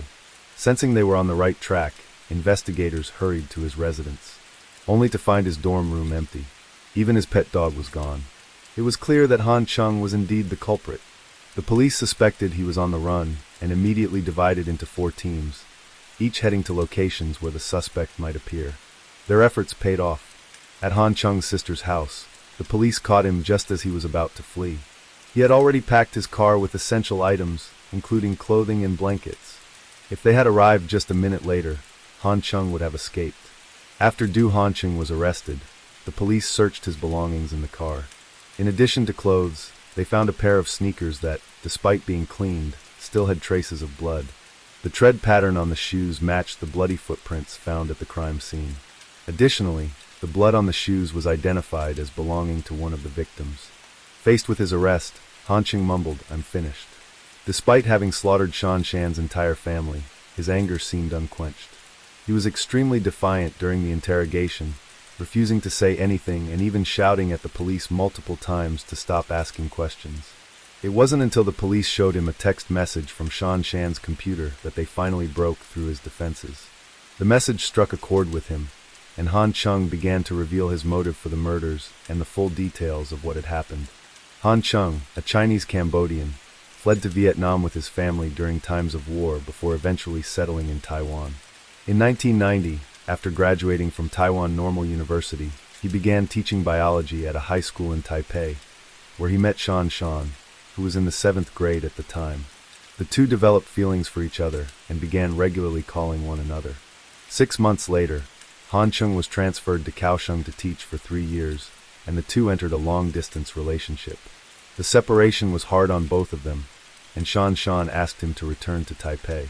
Han Chung immediately requested a transfer and moved back to teach at another high school in Taipei. By 1993, the two had become intimately involved, and they consummated their relationship at a hotel on Fuxing South Road in Taipei. Their relationship grew quickly and became inseparable. Once Shan Shan entered high school, Han Chung encouraged her to improve her language skills, and every Tuesday and Thursday, he would pick her up in his car to take her to private tutoring sessions. Shan Shan's classmates all knew she had a very attentive boyfriend, and Han Chung believed he had invested a great deal in their relationship. But how did such a deep love turn into hatred? It turns out that when Shan Shan's parents discovered their relationship, they vehemently opposed it. They even went as far as locking Shan Shan in the house to prevent the two from seeing each other. Shan Shan would secretly call Han Chung, telling him to wait by the fire escape at midnight so she could climb out of her window to meet him. However, both knew this was not a sustainable solution. So, on the night of December 10th, Shan Shan called Han Chung, asking him to come to her house and talk to her parents. The meeting, however, did not go well. There was loud arguing, and at one point Shan Shan's parents even began to hit her. Han Chung fell to his knees, pleading, "Please stop hitting her. I truly want to marry her." Shan Shan's parents told Han Chung that if he wanted to marry their daughter, he needed to buy a house as a bride price. However, Han Chung was just a high school teacher with only a few years of experience, and there was no way he could afford such a demand. Unable to meet their conditions, he backed down and admitted that this only made Shan Shan's parents angrier. They demanded that Han Chung hand over his teaching certificate and held it as leverage, threatening him. Since their daughter was underage, they warned him that his actions were illegal. If he couldn't provide the bride price, they demanded 12 million Taiwanese dollars to keep the relationship a secret. If he refused, they threatened to report him to the Ministry of Education, which would ruin his reputation and send him to prison. At that time, 12 million Taiwanese dollars could buy 2 to 3 houses in Taiwan, a sum that Han Chin couldn't possibly pay. The negotiations ended in a bitter disagreement. What's even more shocking is that Shan Shan wasn't their biological daughter. She had been adopted.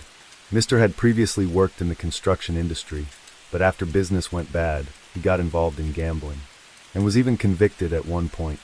Shan Shan's mother was also addicted to mahjong. Neither of them had stable jobs, and they frequently borrowed money to gamble. They had hoped that one day they could profit from their adopted daughter. To Han Chung, their actions were no different from selling their daughter.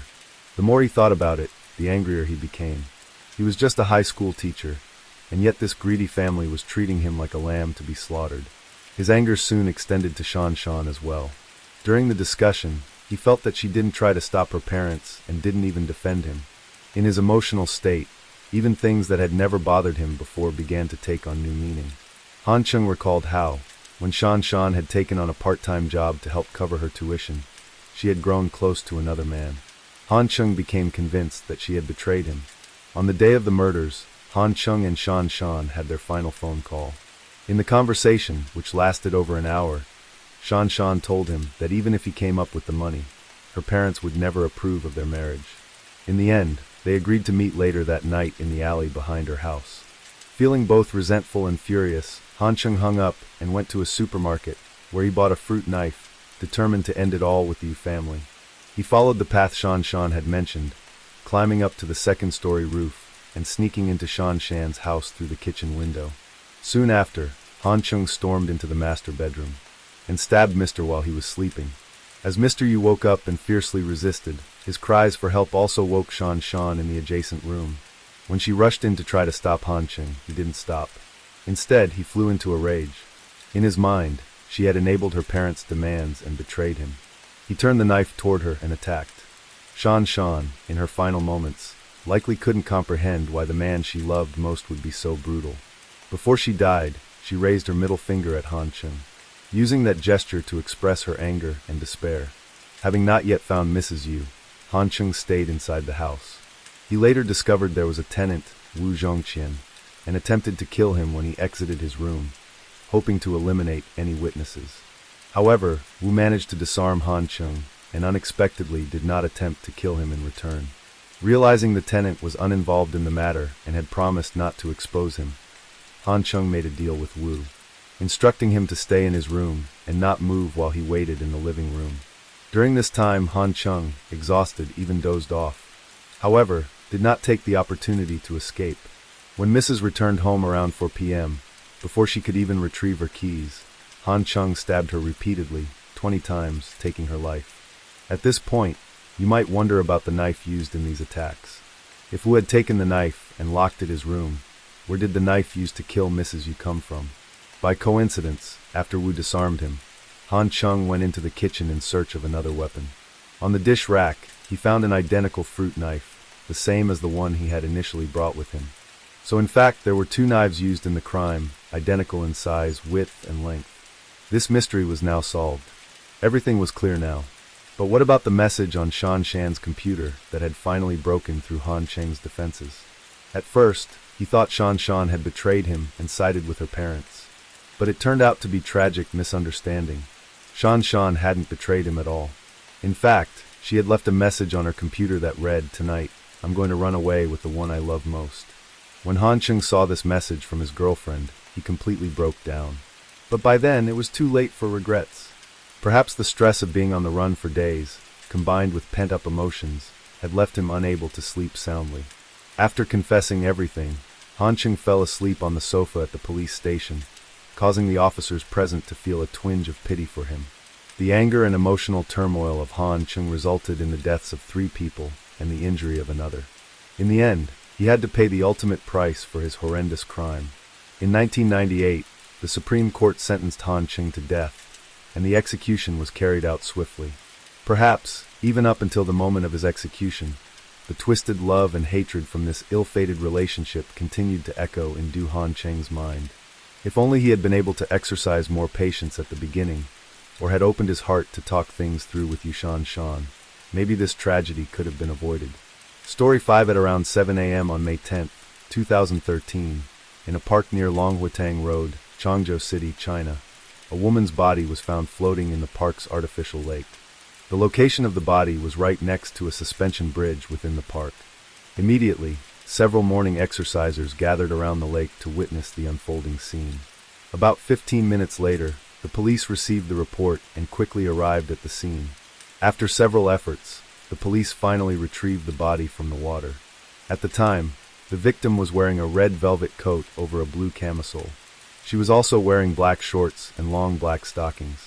In her right and left pockets, police found over 400 yuan in cash, equivalent to around $65, along with a set of keys. Additionally, around the woman's neck, police discovered a gold necklace. On her right wrist, she wore a gold bracelet and a diamond ring was on the index finger of her right hand. Based on these initial findings, the police ruled out robbery as a motive. Soon after, the forensic examiner arrived at the scene and completed a preliminary examination of the body. Due to being submerged in the lake, the woman's body had already started to bloat.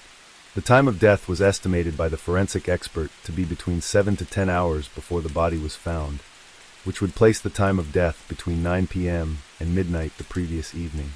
From the external characteristics, the forensic examiner estimated the woman's age to be between 20 and 30.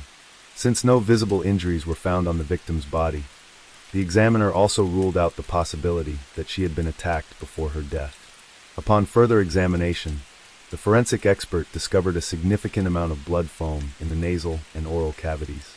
Based on the body's physiological response, the examiner deduced that this blood foam could have been caused by a large intake of water stimulating the nasal and oral cavities of a living person.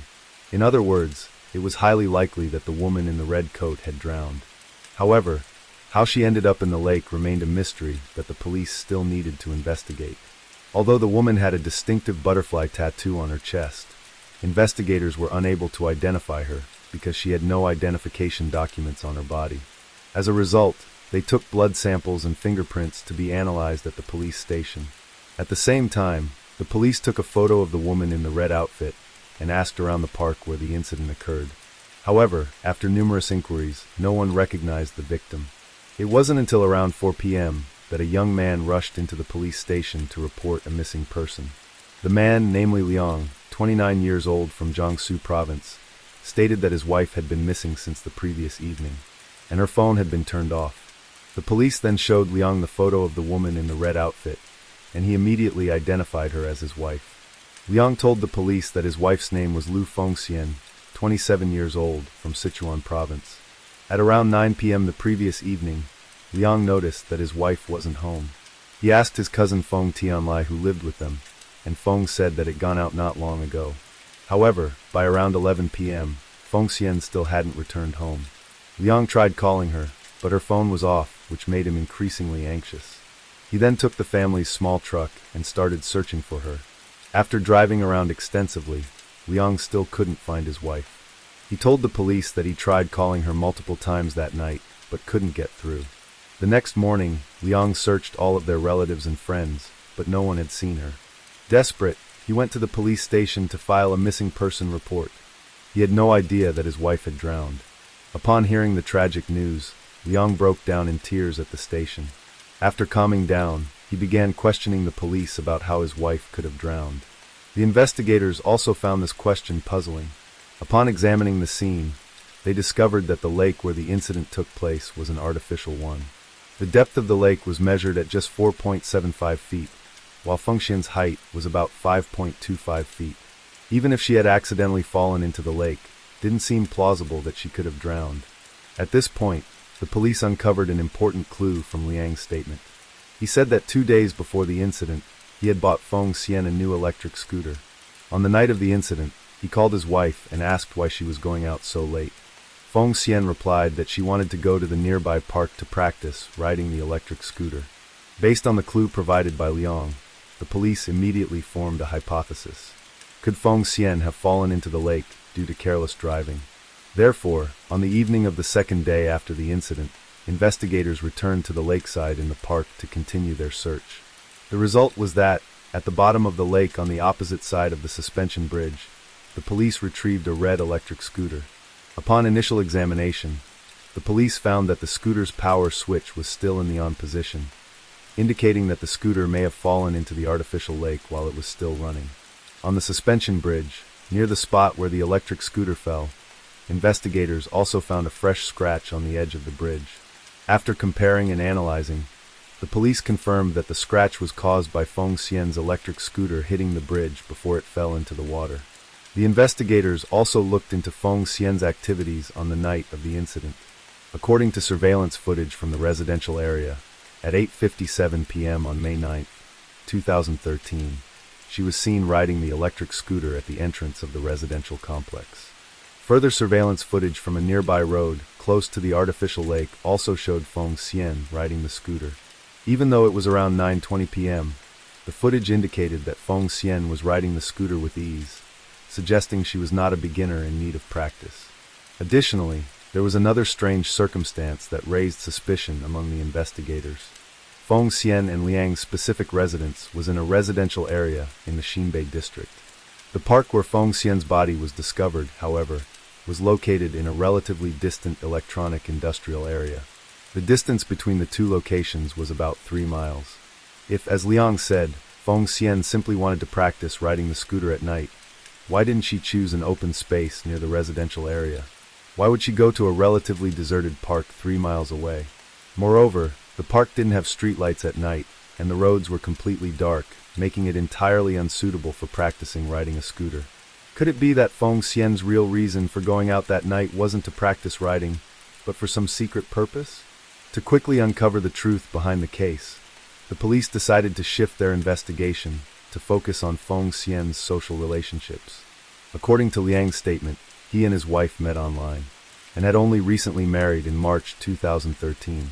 He claimed their relationship was always strong, and since their marriage, Feng Xian hadn't been working outside the home. It was also unusual for her to be out overnight. However, on the night of the incident, Feng Xian unexpectedly went out alone on her scooter. To Liang, this behavior seemed very unusual. For days after the incident, the city police completed the autopsy on Feng Xian's body. They officially issued a death certificate confirming drowning as the cause of death. At the police station, Feng Xian's mother hesitated to sign the death certificate after reading the autopsy report, and Liang also expressed that he could not accept the conclusion. They both hoped that the police would thoroughly investigate the case to uncover the full truth. To assist with the investigation, Liang even persuaded his in-laws to allow the forensic team to conduct a further examination of the body. At this time, Liang provided the police with an important clue. He mentioned that his wife's recently purchased iPhone was missing from the belongings recovered. He hoped that the police could retrieve it from the lake. Upon hearing this request, the investigators found it a bit strange.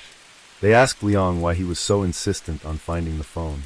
Liang responded that the phone's call log might reveal important details about the victim's contacts before the incident, which could provide crucial clues. While the explanation sounded reasonable, the police pointed out that they could retrieve the call logs through the phone service provider without needing the physical phone. Additionally, considering the size of the lake, finding a small phone would be challenging. Despite this, remained adamant about finding his wife's phone. He even spent over 2,000 yuan to hire divers to search for it. In less than half a day, they indeed found Fengxian's phone. Liang then handed it over to the police. At this point, the police were able to access Fengxian's call logs. The records showed that at 8:51 p.m. on the night of the incident, Fengxian received a call from a number ending in 67116. The call lasted only 58 seconds. 37 minutes later, at 9:28 p.m., Liang called Fengxian. A call he said was to ask why she was out so late. That call lasted 1 minute and 3 seconds. Soon after, at 9:32 p.m., the number ending in 67,116 called Fengxian again. This time, the call lasted only 45 seconds. Given these unusual times and short durations of the calls, the police made a bold hypothesis. On the night of the incident, the victim had lied to her husband, Liang. It was highly likely that the owner of the mysterious phone number was involved in her unexpected outing. As a result, investigators began looking into the phone number ending in 67116. What they discovered was quite bizarre. At the telecommunications office, the police quickly identified the owner of the number as Lu Fenghe, Fengxian's older sister. However, according to Fenghe's statement, while the number was registered under her name, she had never actually used it. After registering the number, she had given the SIM card to her younger sister. Clearly, Fengxian could not have called herself. So who was using this mysterious phone number?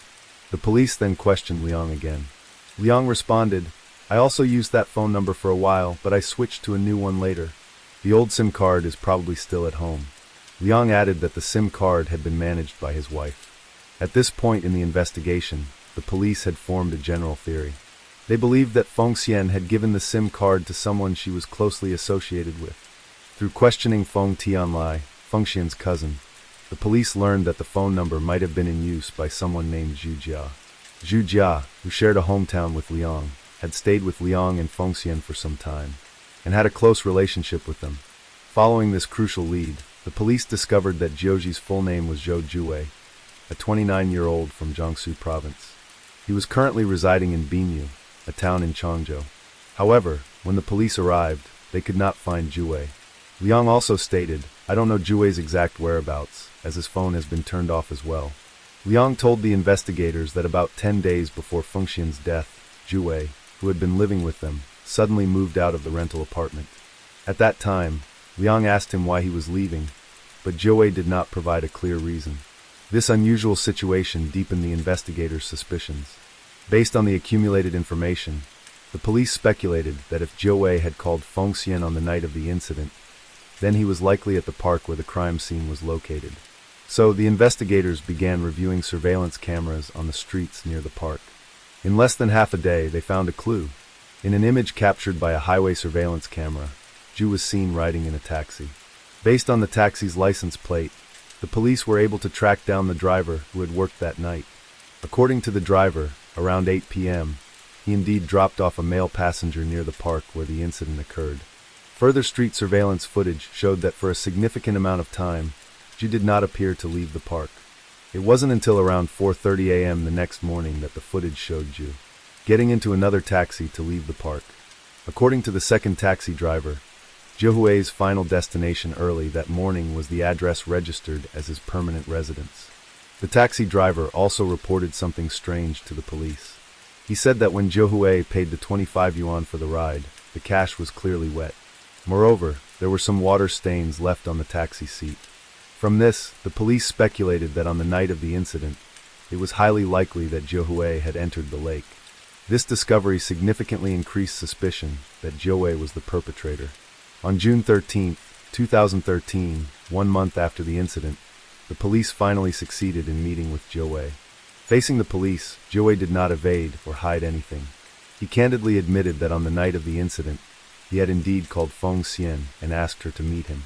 The reason they chose to meet in a dark park was because they were romantically involved. Zhu Hui revealed to the police that about a month before the incident, he and Fengxian had started an affair. To avoid being caught by Liang, Zhu Hui decided to move out early, but continued looking for other opportunities to secretly meet with his lover. According to Zhu Hui, on the night of the incident, he took a taxi to the park and waited for Fengxian to arrive. Around 9:30 p.m., Feng Xian rode her electric scooter to their meeting spot. Zhu said that after they met, they became intimate and later chatted romantically. It wasn't until around 11 p.m. that Feng Xian suggested heading home. So he got on the back of her electric scooter. At that moment, everything felt comfortable. But when they crossed the suspension bridge, Feng Xian suddenly lost control of the scooter, causing both of them and the scooter to fall into the lake.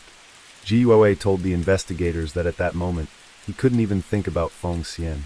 After struggling for a while, he managed to crawl up to the shore and save himself, but Feng Xian disappeared into the dark water.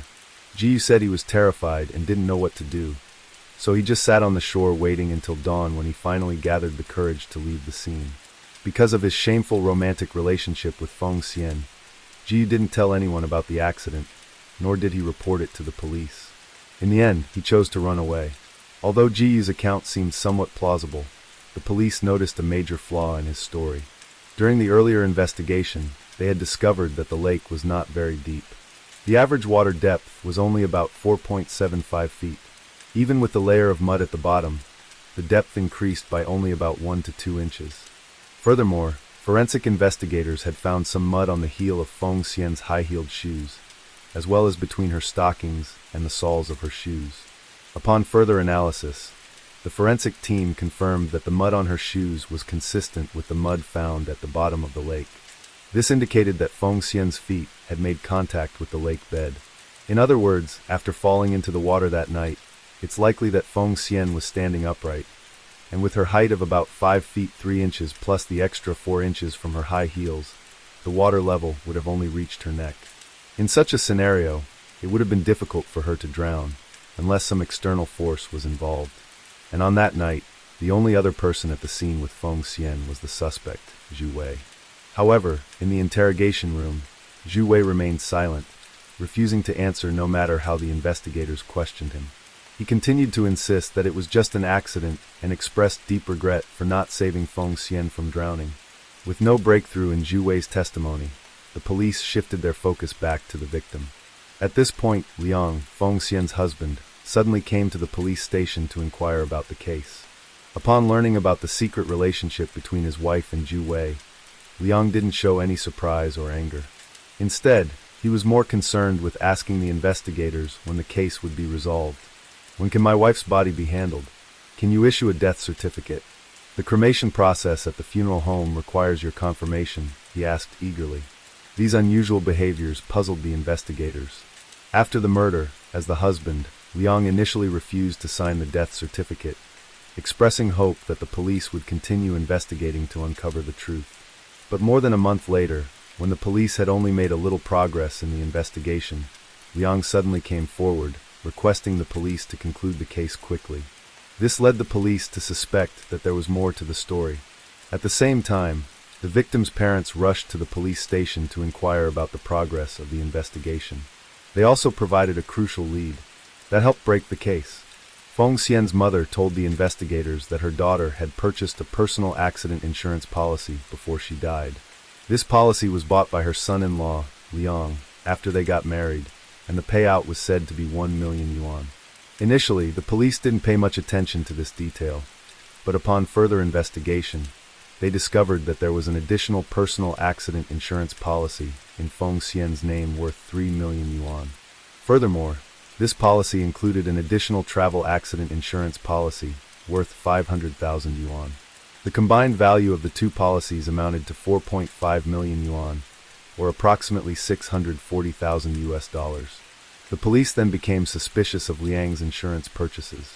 What raised even more concern was that investigators learned from the insurance company that the policy Liang had purchased for his wife was only a 1-year plan. According to the insurance company's director, short-term, high-coverage personal accident insurance is typically bought as a supplementary policy. However, at the time, Liang insisted on purchasing only this type of insurance. He stated that he only trusted accident insurance. The company explained that this type of insurance is usually only considered by people in high-risk occupations, as the payout is intended to support the insured's family in the event of an accident, helping to prevent financial hardship. When the insurance was initially purchased, Feng Xian listed her legal heirs as the beneficiaries, which would typically include a spouse, children, parents, or, in some cases, siblings. However, after investigating further, the police discovered that the beneficiaries of Feng Xian's 2 accident policies were changed 1 week after the purchase.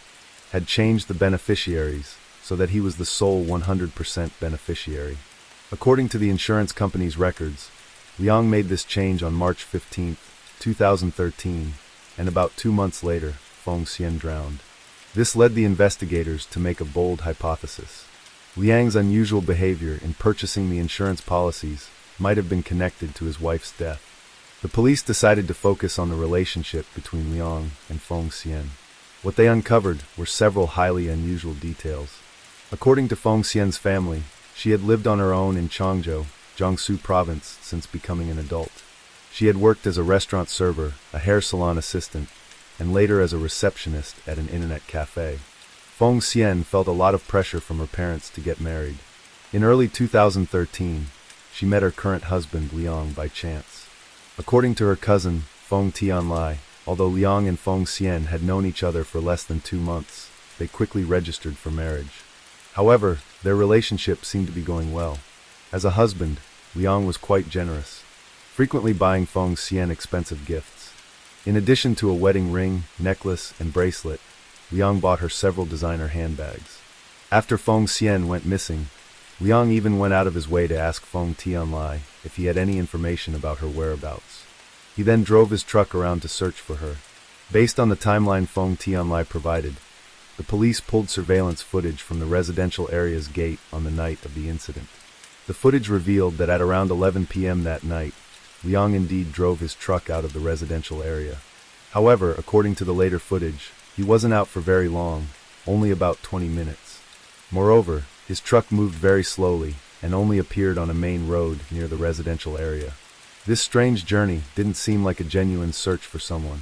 Meanwhile, further investigation revealed that Liang had been married before. He and his ex-wife, Huang Yun, had 2 children, a boy and a girl. Liang and Huang Yin divorced in early February 2013. This was less than 2 weeks before he met Feng Xian. According to Feng Xian's close friend, Xia, she had met Liang through WeChat at that time. Liang pursued Feng Xian aggressively and was always very generous with his money. Under the pressure of Liang's lavish spending, Feng Xian quickly fell for him.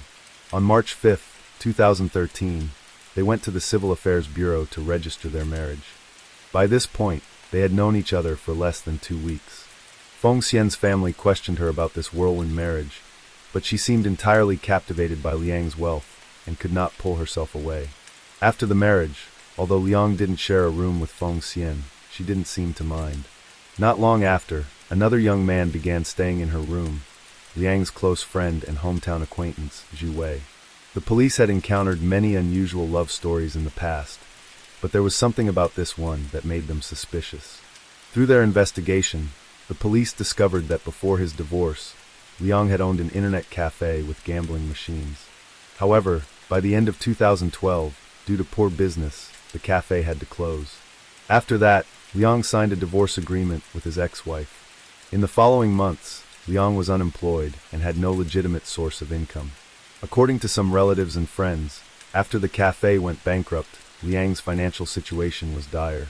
Before the cafe closed, he had borrowed between 400,000 to 500,000 yuan from relatives, which he had not been able to repay. Despite this, both before and after marrying Feng Xian, Liang was quite generous, buying her not only gold jewelry and handbags, but also an electric scooter and accident insurance. With all this information, the police suspected that Liang and Zhu Wei might have conspired to commit a serious crime, killing Feng Xian for the insurance money. To get to the bottom of the case, the investigators decided to interrogate Liang and Zhu Wei separately. However, despite continuous questioning, Zhu Wei remained silent and refused to confess. Meanwhile, Liang cunningly dodged the investigators' questions, often turning the tables by asking, "Have you caught the real culprit yet? When will this case be closed?" Over time, Liang grew increasingly frustrated and eventually raised his voice, saying to the police, "What evidence do you have to arrest me? I will sue you." Due to the lack of concrete evidence, the investigators couldn't come up with a better interrogation strategy.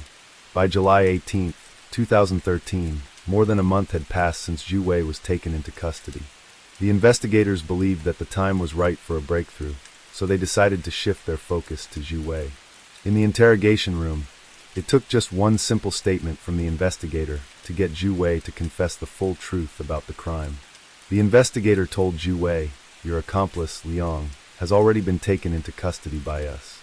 At that moment, Zhu Wei's expression shifted from indifference to shock. He then confessed to the investigator that Feng Xian did not die from drowning. She died at his hands.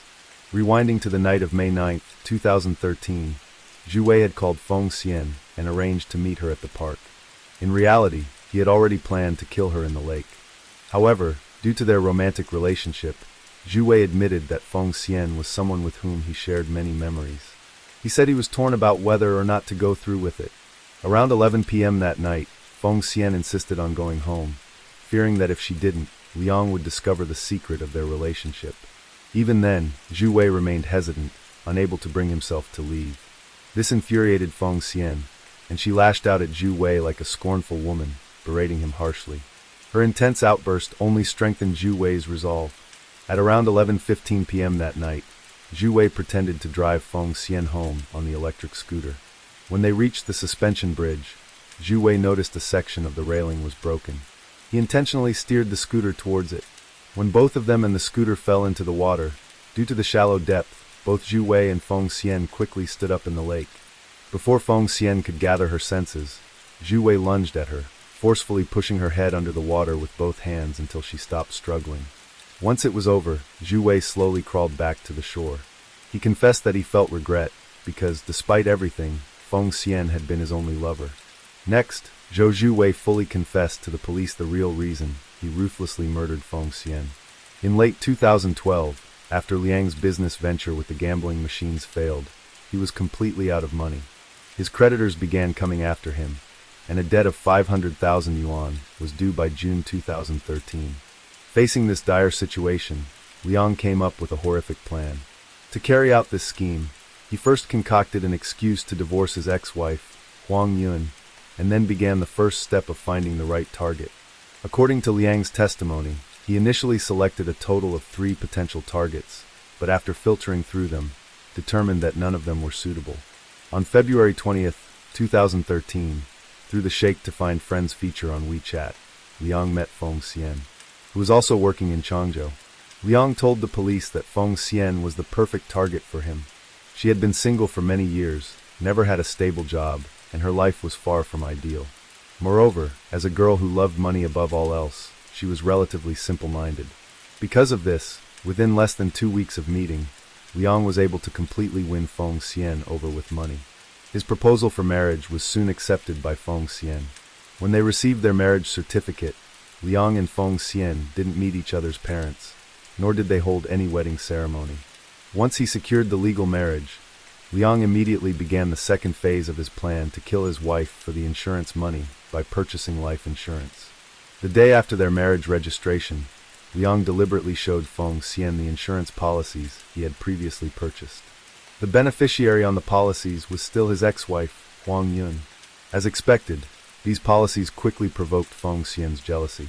At that moment, took advantage of the situation and proposed a plan. He told her that he could change all the beneficiaries on the insurance policies to Feng Xian. Anyone familiar with the psychology of women could guess that at this point, Feng Xian couldn't resist anymore. So at Feng Xian's request, Liang changed the beneficiary on his insurance policy from his ex-wife, Huang Yun, to Feng Xian. At the same time, Liang also took the opportunity to purchase a personal accident insurance policy for Feng Xian worth 1 million yuan. 3 days later, Liang purchased another personal accident policy online, this time for 3 million yuan. To convince Feng Xian to agree to this second policy, Liang devised a clever scheme. During a shopping trip to the mall, Liang suddenly suggested buying Feng Xian a car. Overjoyed, Feng Xian eagerly began preparing to get her driver's license. At this point, Liang suggested that, to ensure her safety while driving, he would purchase an additional 3 million yuan accident insurance policy for her. At that moment, Feng Xian, immersed in happiness, suspected nothing. To further deceive her, over the next 2 months, spent around 50,000 yuan, about $7,000 US, on various gold and silver jewelry for Feng Xian. This allowed her to stay at home without working, enjoying Liang's gifts. It was at this point that Liang began preparing the third step of his plan, to kill his wife for the insurance money. Staging an accident. Avoid raising suspicion in the future police investigation. Needed an outsider to create the accident. That's when Zhu Wei, Liang's former classmate from middle school, entered the picture. According to Zhu Wei's testimony, he had always admired Liang. He said, "I admired Liang for marrying the beautiful Huang Yun and having 2 beloved children." In life, Zhu Wei was a quiet and awkward young man who didn't socialize well with others. As a result, he was often bullied. At such times, Liang would stand up for him. Because of this, Zhu Wei believed that Liang truly cared about him, and if there was anything Liang ever needed help with, he felt obligated to repay him. Therefore, when Liang proposed the plan to kill his wife for the insurance money, the obedient Zhu Wei quickly agreed. There was a silent understanding between Liang and Zhu Wei about the murder plan, and they didn't discuss it much. As the mastermind, Liang instructed Zhu Wei to move into his rental house. To get Zhu Wei closer to Feng Tian, Liang purposely didn't share a bed with her, and he directed Zhu Wei to seduce his newlywed wife. To win over Feng Tian, Liang secretly gave Zhu Wei money to buy a brand new electric scooter as a gift for her. Liang would regularly create opportunities for Zhu Wei and Feng Tian to be alone together. After some time of orchestrating their interactions, Zhu Wei and Feng Tian actually began a secret affair. According to Liang's testimony, his intention in having Zhu Wei get close to Feng Tian was to find a chance to lure her out, setting up the plan to stage an accidental death. After more than 2 months of careful plotting, Liang felt the timing was right. On the evening of May 8th, Liang instructed Zhu Wei to call Feng Tian and arrange a private meeting, but she refused. The next evening, on May 9th, Zhu Wei called again to set up a date, and this time Feng Tian, unable to resist her loneliness, fell into the trap. Poor Feng Tian went out on her scooter, thinking she was deceiving her newlywed husband Liang, not realizing that every move was being orchestrated by him. After Feng Tian left, Liang admitted that even he wasn't sure if Zhu Wei's actions would succeed. However, he had already coached Zhu Wei on a story to use in case the police questioned him. Liang told Zhu Wei that if the police asked about the incident, he should say that he and Feng Tian were romantically involved, and after their meeting, Feng Tian accidentally fell into the lake while riding her scooter. The next morning, Zhu Wei sought out Liang to tell him everything that had happened, but Liang, skilled at keeping up appearances, acted disinterested and refused to listen. After completing the third step, Liang moved on to the final part of his plan, filing the insurance claim. According to Liang, he hadn't initially planned to execute the insurance scam so quickly. However, his creditors were pressuring him, and Liang claimed he was a man of his word.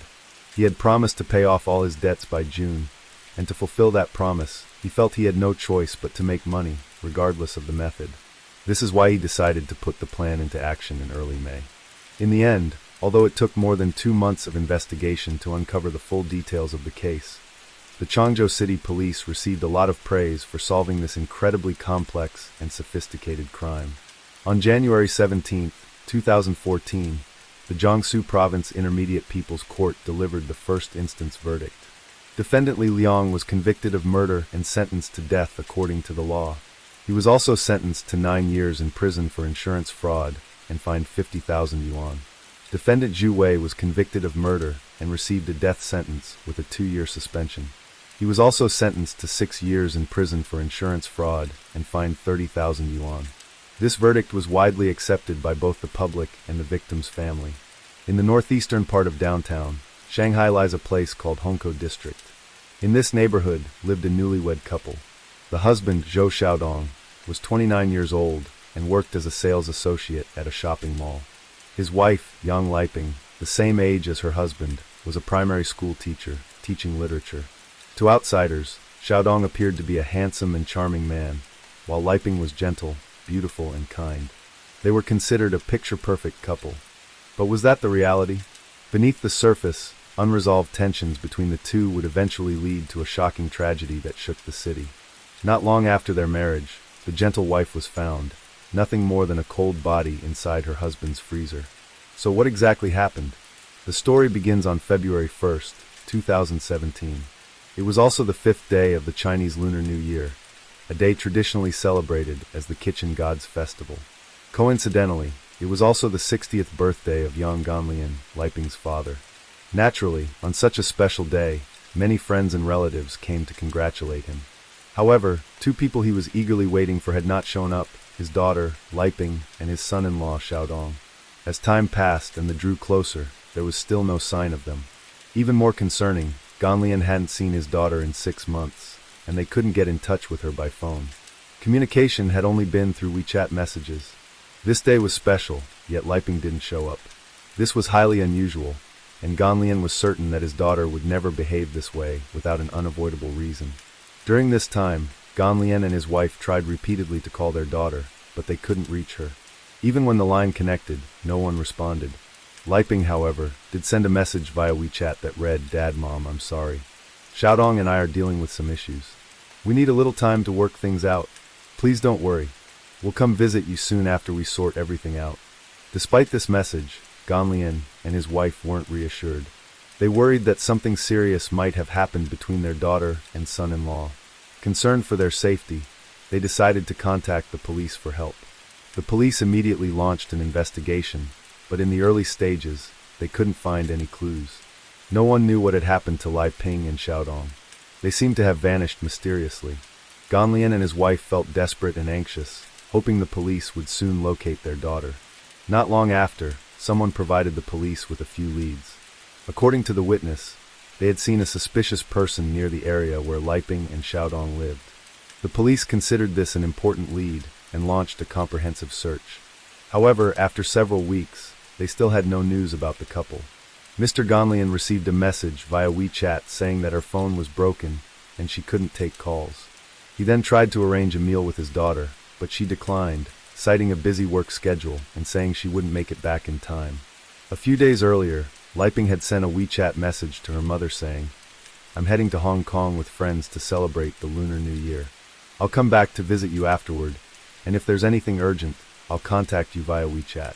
However, 5 days had passed, and her parents still couldn't reach her. Their worry began to grow. Given that it was such a special day, no matter how busy their daughter was, she should have returned home. Mr. Ganlian, who hadn't seen his daughter for months, had a growing sense of unease. By 5 p.m. that day, he contacted his son-in-law's mother, Mrs., who informed him that Liping had encountered some trouble, and they were at the police station. She asked both parents to come to the station. Upon hearing this, Mr. Ganlian and his wife immediately set off. On the way, Mr. Ganlian repeatedly reassured his wife. At this point, they thought that perhaps their children had been involved in an accident or an altercation which had brought them to the police station. But when they arrived, the news that hit them was like a bolt of lightning. Their daughter, Liping, had been murdered. Liping was the youngest of 3 siblings, which is why Mr. Ganlian and his wife had always cherished her dearly. He described his daughter as having a gentle nature, someone who never raised her voice and never had arguments with anyone. Even when she was hurt, she would quietly retreat to cry in private. After finishing high school, Liping was accepted into the Chinese language department at Shanghai Normal University. Upon graduating from college, she became a language teacher at a top primary school in Shanghai. Being hired to teach at this prestigious school was no easy feat and required going through several rounds of selection. Liping took her work seriously and was highly responsible, quickly earning the position of head teacher for her class. In addition to her teaching job, Liping had a deep love for literature. She enjoyed reading, especially classic Chinese literature, and she also loved writing. Liping often shared her writings and reflections on her WeChat account. However, her life completely changed when someone entered the picture. In 2012, when Liping was 25, she met Xiaodong through a mutual friend. Both of them were the same age, and Liping quickly realized they had a lot in common. She was attracted to Xiaodong from the start. His handsome appearance was exactly what Liping liked. In her eyes, Xiaodong resembled her idol, Miyabi, a Japanese guitarist, singer, and songwriter.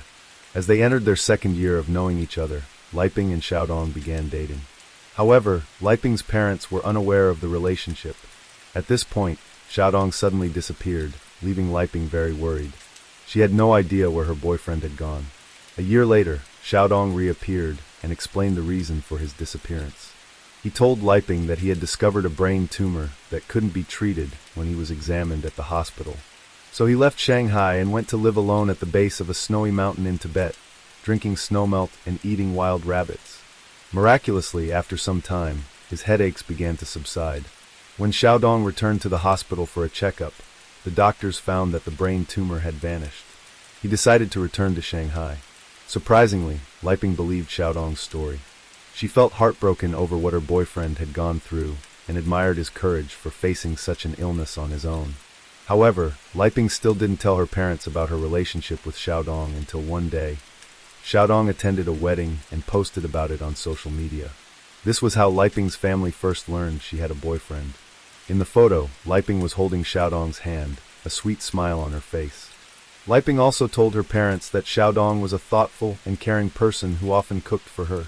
Liping's colleagues had even seen Xiaodong come to her school to help her clean and set up the classroom before lessons. To others, they seemed like a loving and affectionate couple. At this point, everything appeared to be going well. However, Liping's family still wasn't entirely satisfied with Xiaodong.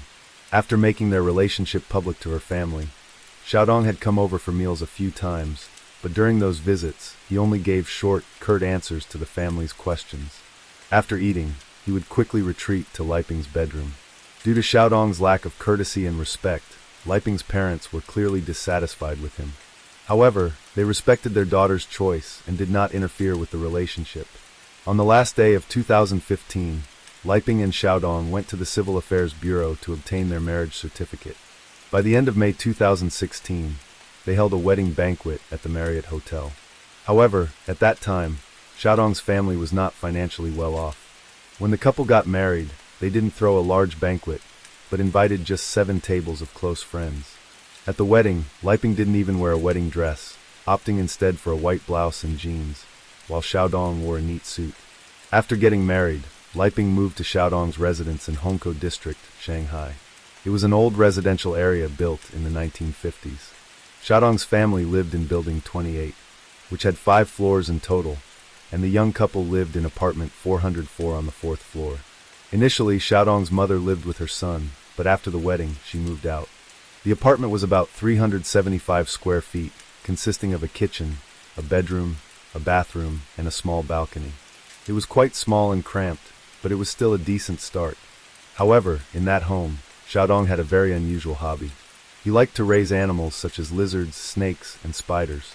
At one point, he had more than 10 of these creatures, which he kept in separate glass boxes stacked along the wall of the balcony. Initially, Liping didn't like these animals, leading to many arguments between the couple. As for Liping's disappearance, Mr. Ganlian said the last time he saw his daughter was on October 1st, 2016, when she and Xiaodong invited both sides of the family for a meal. After that, Liping and Xiaodong had visited her parents' home once, but her father wasn't there. Only her mother was home. That was also the last time her mother saw her.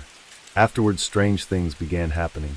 They couldn't reach their daughter by phone, and Liping consistently declined requests to meet through WeChat. Finally, on February 1st, 2017, which was also Mr. Ganlian's 60th birthday, Xiaodong's mother initially planned to attend the party before 3 p.m.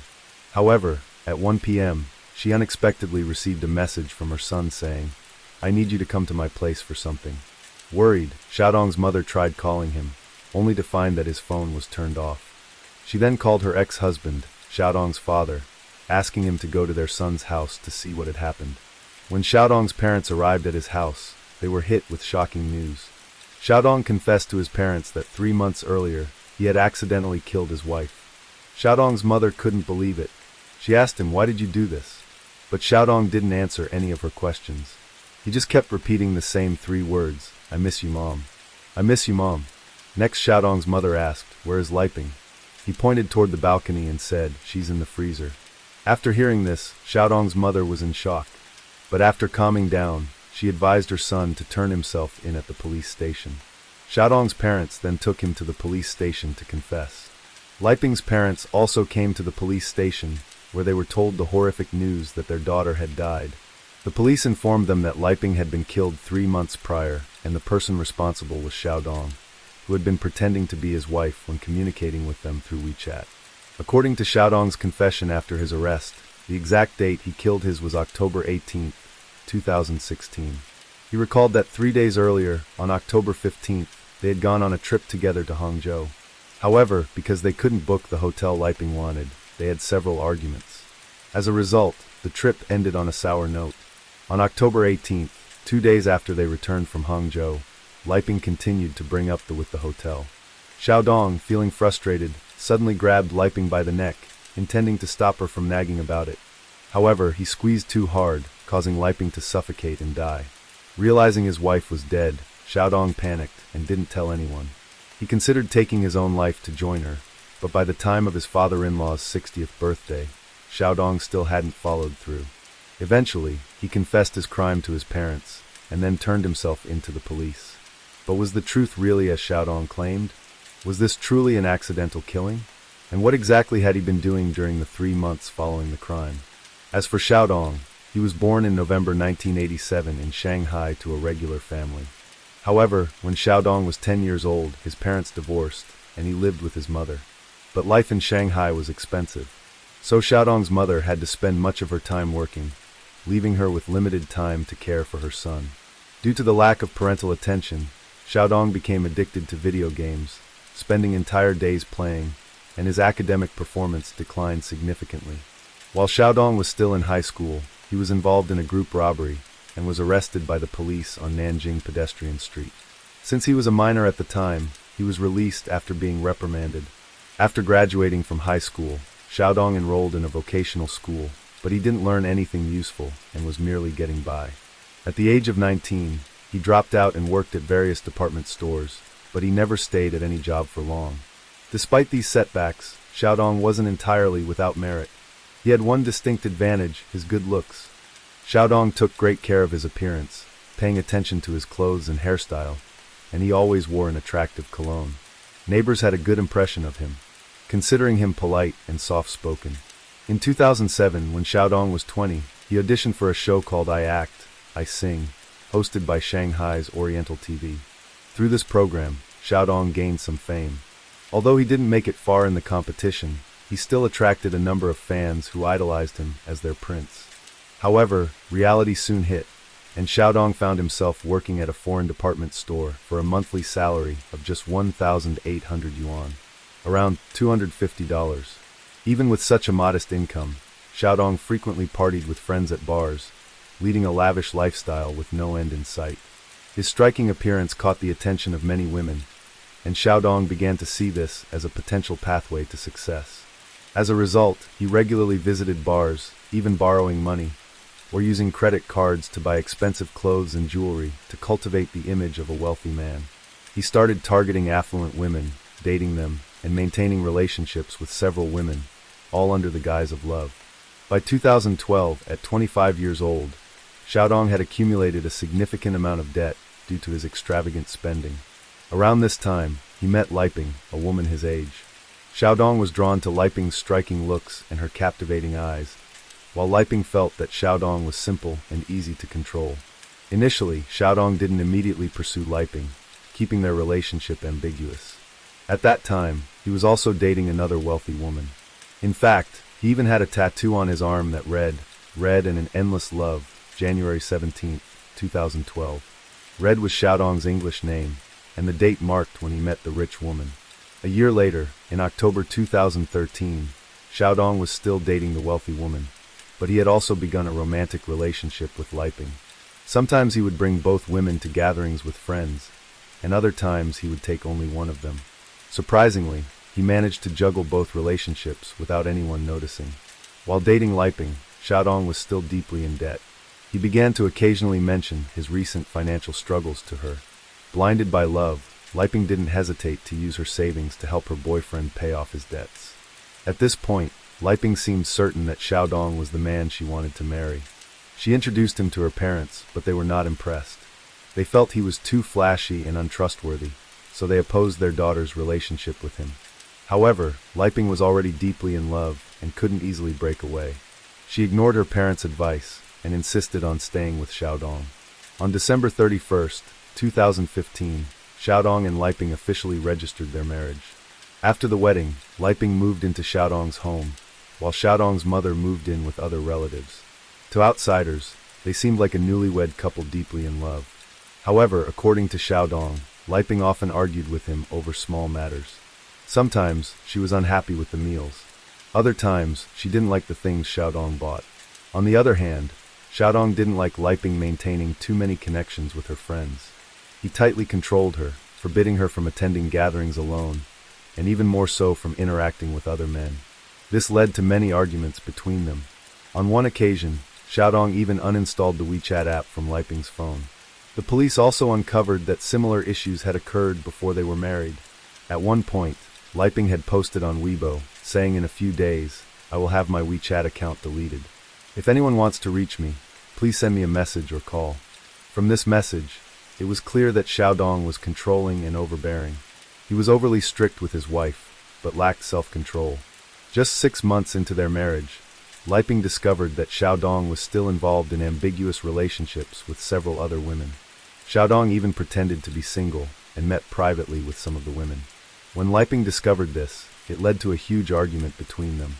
After being caught, Xiaodong promised to change his ways and knelt down, begging for his wife's forgiveness. He hastily wrote a pledge on a piece of paper. It stated, "I promise to only be with you. I promise not to send messages or contact anyone else. My phone will be available for you to check every day. You have the right to use my phone while I'm resting, and all the data on my phone can be accessed at any time." Xiaodong's signature was written in the bottom left corner. However, the pledge proved to be ineffective, as Xiaodong continued to secretly maintain relationships with other women. Besides the issue of infidelity, finances were another major cause of arguments between the couple. They lived in an old house that had been left by Xiaodong's mother, and Liping suggested they renovate the home, but Xiaodong couldn't afford it. He told Liping to handle the financial matters herself. The ongoing arguments left Xiaodong feeling drained. He didn't have strong feelings for Liping, and his decision to stay with her was mostly due to financial benefits. Now, with Liping unwilling to spend money on him and restricting his freedom to socialize, Xiaodong began thinking about divorce. 2 months after writing the pledge, on August 25th, they had another major argument. They went to the civil office to initiate divorce proceedings, but things didn't go as planned, and they eventually returned home without finalizing the process. Liping didn't want to end the marriage abruptly. She still believed Xiaodong was a good person and that he could change. However, what Liping didn't know was that after this argument, Xiaodong began considering a more sinister plan. After the failed divorce attempt, Xiaodong purchased 2 books online, one on forensic anatomy and the other on philosophy of death, which detailed crime scenes and how to store bodies in a freezer. He also purchased a 202-liter freezer online. Xiaodong placed the freezer on the balcony of his apartment. Since the space inside was limited, to make room for it, he sold 2 of his pet pythons. Additionally, he purchased a security camera, installing it to face the freezer. Whenever someone approached the freezer, Xiaodong's phone would receive a notification. Around the same time, the department store where Xiaodong worked was facing continuous losses and preparing to exit the Chinese market. Xiaodong didn't wait to be laid off. He voluntarily resigned. However, at home, he lied to Liping, telling her that he had been recognized for his excellent work performance and would be sent to Hong Kong for training, with his salary increasing to 20,000 yuan per month. He hoped that Liping would quit her job at the school and move to Hong Kong with him. Initially, Liping was hesitant, but after Xiaodong's persistent flattery and lies, she eventually agreed to leave her job. However, likely out of concern for her parents, Liping didn't tell them about her resignation. By October 14th, Liping had completed all the necessary paperwork and officially left her job at the school. On that same day, she visited her parents one last time. The next day, Xiaodong took Liping on a trip to Hangzhou. While there, the couple had a disagreement. According to Xiaodong, the argument was sparked because he couldn't book a hotel that Liping was satisfied with. This cut their trip short, and they decided to return to Shanghai the following day. Upon returning, Xiaodong wasn't able to secure high-speed train tickets, and had to buy regular train tickets instead, leading to another heated argument between the two. After arriving home, Xiaodong tried to calm his wife down, but to no avail. 2 days after returning from Hangzhou, on the morning of October 17, 2016, at around 10 a.m., Xiaodong woke up to Liping repeatedly talking to him. He became increasingly irritated, and his emotions spiraled out of control. Xiaodong used both hands to strangle Liping until she stopped breathing. Once he confirmed that she was dead, he wrapped her body in a large blanket and placed it inside the freezer. After cleaning the crime scene and disposing of the bedding, Xiaodong transferred 45,000 yuan from Liping's Alipay account into his own, and spent over 100,000 yuan using her credit cards. In addition, he took out loans in Liping's name, borrowing over 200,000 yuan. Altogether, Xiaodong accumulated more than 500,000 yuan, about $70,000. This was a significant sum of money in China at the time. Xiaodong didn't stop there. He repeatedly used his deceased wife's ID card to rent hotel rooms with different women, and used the money he had taken to go on trips, shop, and indulge in a lavish lifestyle. While carrying out these heartless actions, Xiaodong continued using Liping's WeChat account to send messages to her friends and frequently updated her WeChat status. Whenever someone called or sent a voice chat request, Xiaodong, pretending to be Liping, would respond by saying, her phone is broken and she can only chat via text. The night before he turned himself in, Xiaodong played the game Honor of Kings all night, from 10 p.m. to 4 a.m. During this time, he only left the house once, to throw Liping's phone and ID card into the river, and then returned home to continue playing. The next morning, which was his father-in-law's 60th birthday celebration, Xiaodong realized he could no longer hide the truth. After a period of internal struggle, he decided to confess. When Liping's parents heard the news of their daughter's murder, they were devastated and outraged by Xiaodong's actions. They refused to accept any apologies or compensation from Xiaodong's family. Xiaodong's mother was deeply saddened to learn that her son was a murderer, but she believed it was an accidental act, not premeditated. She hired a lawyer for her son. Xiaodong told the lawyer that he had unintentionally strangled Liping. When the lawyer asked why he didn't try to save her, Xiaodong said, I thought about calling for help, but when I saw that Liping wasn't moving, I panicked and became confused, so I just stared at her for the next 3 hours, confirming that she had died. This statement was completely at odds with his actions after the crime. If he had truly felt remorse, he wouldn't have stolen his wife's assets and spent the money on his own lavish lifestyle. A year after the crime, Xiaodong's trial took place at the Shanghai No. 2 Intermediate People's Court. Xiaodong was charged with intentional homicide. During the trial, he recounted his relationship with Liping and described how he killed her and then hid her body. However, he only admitted to concealing the body, refusing to acknowledge the charge of intentional murder. Xiaodong claimed that he bought the freezer to store mice, as he kept snakes and lizards at home. As for the 2 books he purchased, Forensic Anatomy and Philosophy of Death, Xiaodong claimed they belonged to Liping. He insisted that he wasn't a reader and had never touched those books. However, the prosecution did not accept this perspective. After investigating, they found that the delivery address for the 2 books Xiaodong purchased was not the home in Hongkou district, but rather his father's house. After receiving the books, Xiaodong brought them to his own home. This suggests that he didn't want his wife to know about the existence of these books. Additionally, Xiaodong's method of committing the crime closely matched the descriptions in the books. Regarding the true motive of the perpetrator, only Xiaodong's testimony is available, and no one else can verify the truth of what happened. Therefore, this was clearly a case of premeditated and intentional murder. Moreover, Xiaodong's confession happened on his father-in-law's birthday. Xiaodong was aware that he could no longer hide the truth, and confessed only after being persuaded by his parents. Had he been able to, he would have continued to keep the secret. For this reason, the prosecution argued that the court should not lessen his punishment. In the end, the Shanghai No. 2 Intermediate People's Court sentenced Xiaodong to death for the crime of intentional murder and embezzlement of his wife's assets. However, his family filed an appeal. A year later, the Shanghai Higher People's Court upheld the original sentence, rejecting the appeal. After the trial, a judge from the appellate hearing revealed to the media that after murdering his wife on the morning of the incident, Xiaodong called to book a round-trip flight to Seoul, South Korea at noon. By 2 p.m., he had called some friends to arrange a meet-up and went out with them to party at a bar that evening. These actions show that Xiaodong was not panicked after the crime, but instead, he systematically arranged his affairs. Therefore, there would be no reduction in his sentence. In June 2020, Zhou Xiaodong was executed according to the court's ruling. His cruel life ended more than 1,300 days after he confessed. It was truly unfortunate that young Liping had married such a man. However, this serves as a never be too trusting of someone's outward appearance. The next case took place in Adelaide, about 680 miles from Sydney. On December 31, 2014, a a 25-year-old Chinese woman named Fong Ting was staying at a 4-star hotel in Adelaide, working a night shift. Fong, also known by her nickname Honey, was a high-end tour guide based in Sydney. However, in reality, her role was more focused on catering to wealthy gentlemen during luxury tours. It was New Year's Eve, just hours before the start of the new year. Fong was wearing a light-colored dress with her long hair flowing down, walking and speaking on the phone, seemingly calm and composed. But no one knew that at that moment, she was unknowingly walking toward her death. High-end tour guides like Fong rarely worked in the cities where they lived, as they feared encountering previous clients. This time, Fong had planned to work in Adelaide for a few days, intending to return to Sydney with her remaining commission. After deducting intermediary fees, over the past year and a half, she had visited Adelaide 8 times without any issues.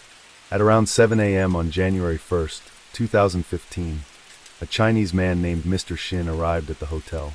He was Fong's driver, essentially acting as her handler or intermediary in her business dealings. Both of them worked for a travel company named Sweet Baby.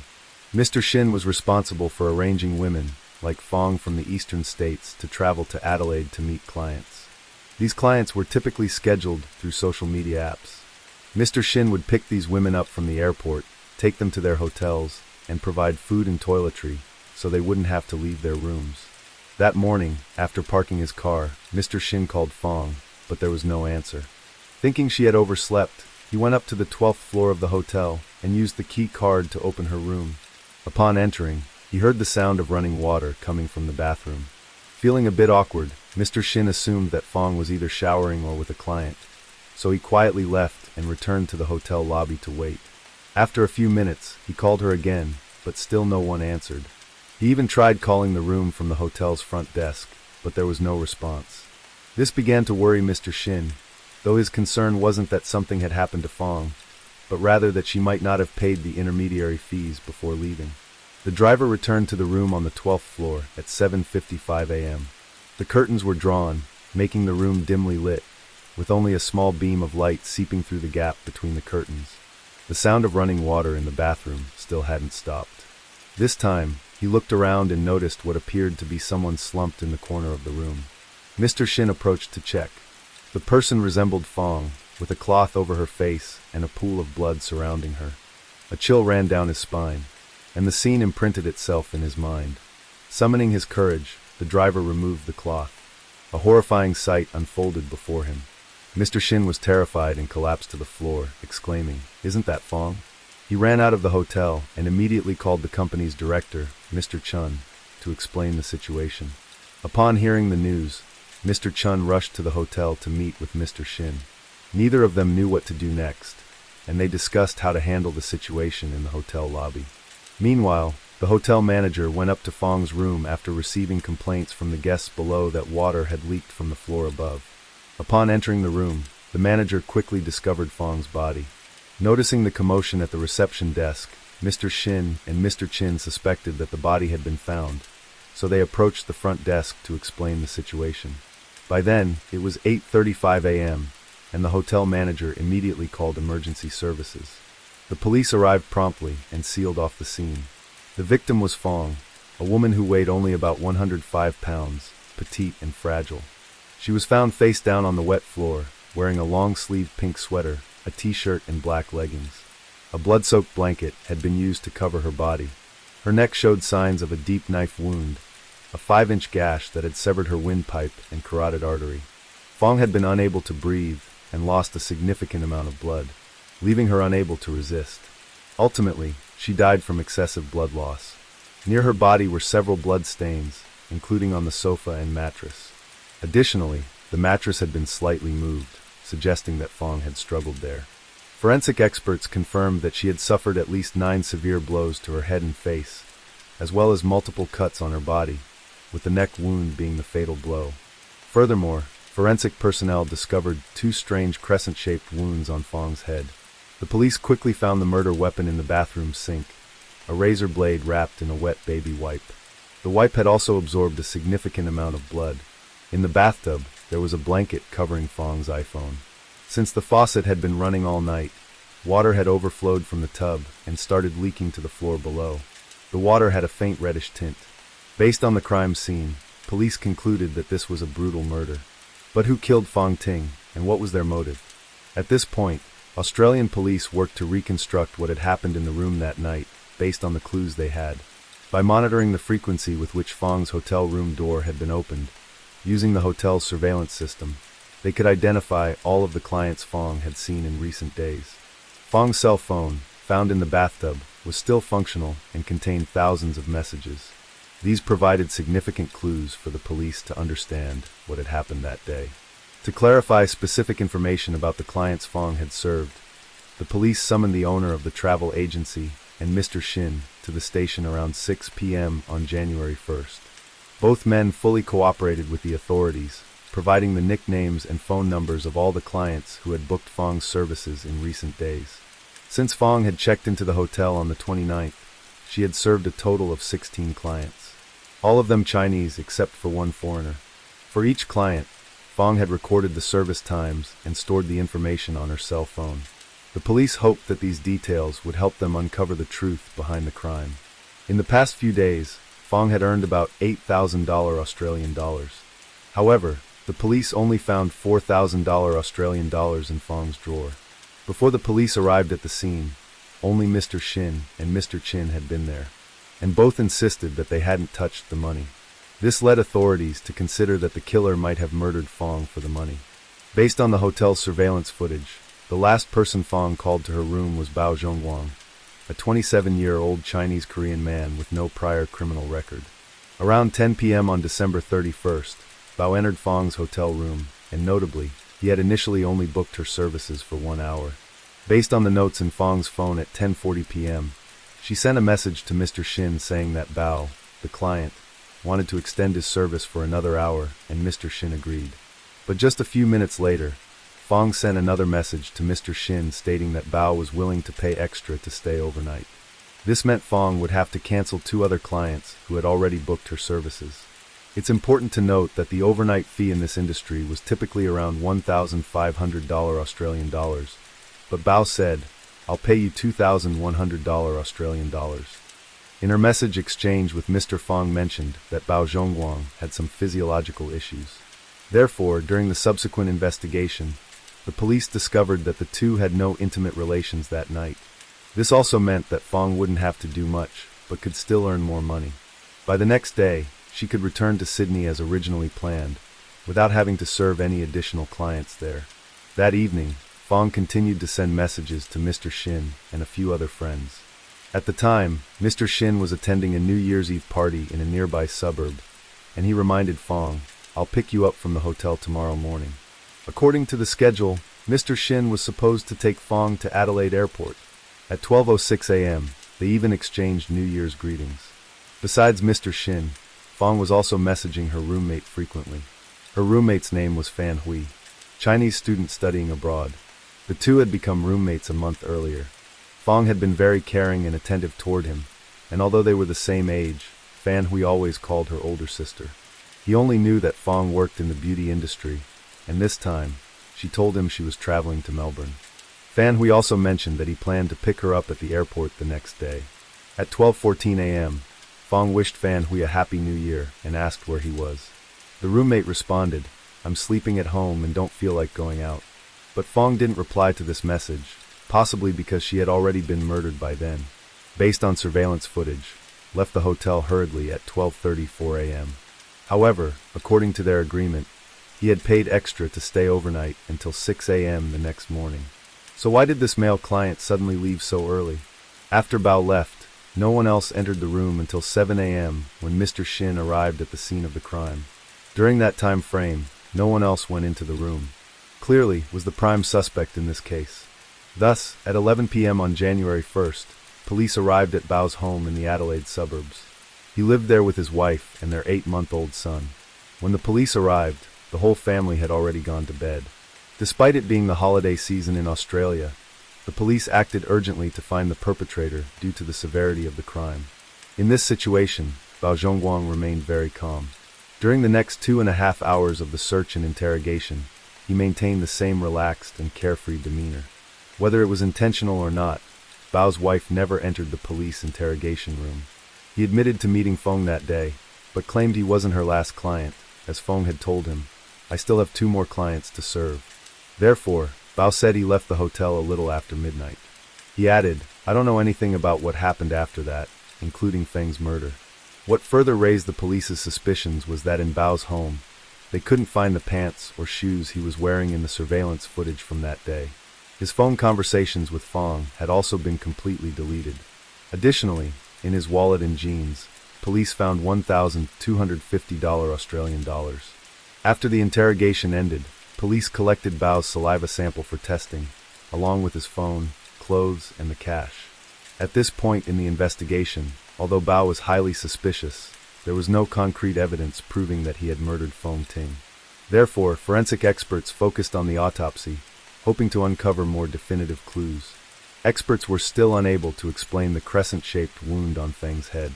The police searched the hotel room for anything that could have caused such a wound, but found nothing that matched. The most likely item was an iron, as the shape of the iron's head resembled the victim's wound. Could the killer have used it to strike Fong? However, there were no fingerprints or blood stains on the iron. The case was at a standstill until they discovered a fingerprint on the heel of Fong's left high heel, which was also covered in blood. Based on the position of the fingerprint, police speculated that the killer had grabbed the heel and used it to strike the victim. The forensic doctor confirmed that the crescent-shaped wound on Fong's head matched the shape of the shoe's heel. Immediately, the police compared this fingerprint to the national database, but found no matches. However, it wasn't a dead end. Bao Zhongguang was summoned to the police station to have his fingerprints collected. The results were quickly determined, as expected. The fingerprint on Bao's right thumb was a perfect match to the one found on the victim's high heel. Facing intense police questioning, Bao remained calm. He defended himself by saying, "I took Feng's shoes off that night, so it's normal for my fingerprints to be on her shoes." However, this explanation was unconvincing to the police, as removing the left shoe in the suggested by the position of the fingerprint would be highly unusual and difficult in normal circumstances. After a lengthy interrogation, around noon, the police arrested Bao on murder charges and informed him of his rights. However, in contrast to his previous cooperative attitude, Bao refused to answer any further questions, insisting I didn't kill anyone. Although the suspect had been arrested, the case wasn't closed yet. The police still needed more reliable evidence. According to their investigation, had arrived in Australia in 2010 and married a local woman. However, he had a bridging visa, meaning he was sponsored but didn't have permanent residency.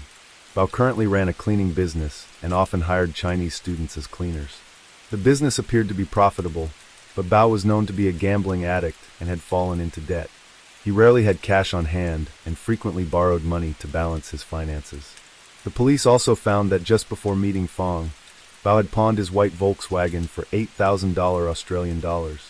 The police quickly located the vehicle and discovered a sealed bag containing 18 razor blades in the driver's door compartment, identical to the ones found at the crime scene. Nearby, they also found a receipt dated December 5th, showing that he had made a payment to a local cleaning company. Even more concerning, before this meeting with Fong, Bao had lost all his money at the casino. When he met Fong, he didn't have a single dollar on him. Yet, had still agreed to pay $600 Australian dollars, more than the standard rate, to stay overnight with her. This action raised significant suspicion. Where did Bao plan to get the money to pay Fong in such a situation? If we assume Bao Zhongguang was so caught up in the moment that he forgot about the money, why did he carry those razor blades with him? This detail raises significant suspicion. At 6 p.m., Bao was taken into custody. However, the current evidence wasn't enough to convict him. Investigators speculated that Bao might have been pushed to his limits, targeting high-income sex workers. He was aware of these women's earnings, as this wasn't his first time engaging in such activities. In fact, a week before the crime, he had met another woman at the Minister Hotel. What's even more telling is that 40 minutes before meeting Fong, Bao received a threatening message on his phone, demanding that he repay his debt the next day. Police also discovered that all of his bank accounts were either frozen or had no money. Piecing these events together, along with the fact that half of Fong's earnings were missing, and that Bao was found with $1,250 Australian dollars in cash the next day, plus the discovery that he had deposited $1,000 Australian dollars into an ATM, it all started to come together. Additionally, police learned that Fong had recently purchased a new iPhone, but it was missing after the crime. In Bao's phone search history, they found keywords like how to unlock an iPhone without knowing the password. Surveillance footage from the night of the crime, specifically at 12:34 a.m. after Bao left the hotel, showed him not leaving immediately. Instead, he ran around the nearby streets for a few minutes before returning to his car, as if trying to calm down from some intense emotions. Police speculated that night, Bao may have told Fong that he was going to withdraw money from the ATM to pay for the overnight stay. However, Fong likely didn't trust him and insisted on going with him. In desperation, Bao bent down, pretending to put on his shoes, then grabbed one of her high heels and attacked Fong. Once she was confused and caught off guard, he used the razor blade to assault her. Another theory suggested that Bao might have attacked Fong when she entered while the case was still under investigation. On January 12, 2015, Fong Ting's parents and brother arrived in Australia from China, unaware that their beloved daughter had been working as a high-end tour guide. They knew that Fong had left home at the age of 17 to study physiotherapy at the University of Sydney. Her father was a taxi driver, and her mother worked in a factory. They had been sending her a monthly allowance, but to reduce the financial burden on her family, Fong had also taken on part-time jobs in supermarkets, restaurants, or salons to support herself. After graduating, Fong did not return to her hometown, but chose to stay in Sydney.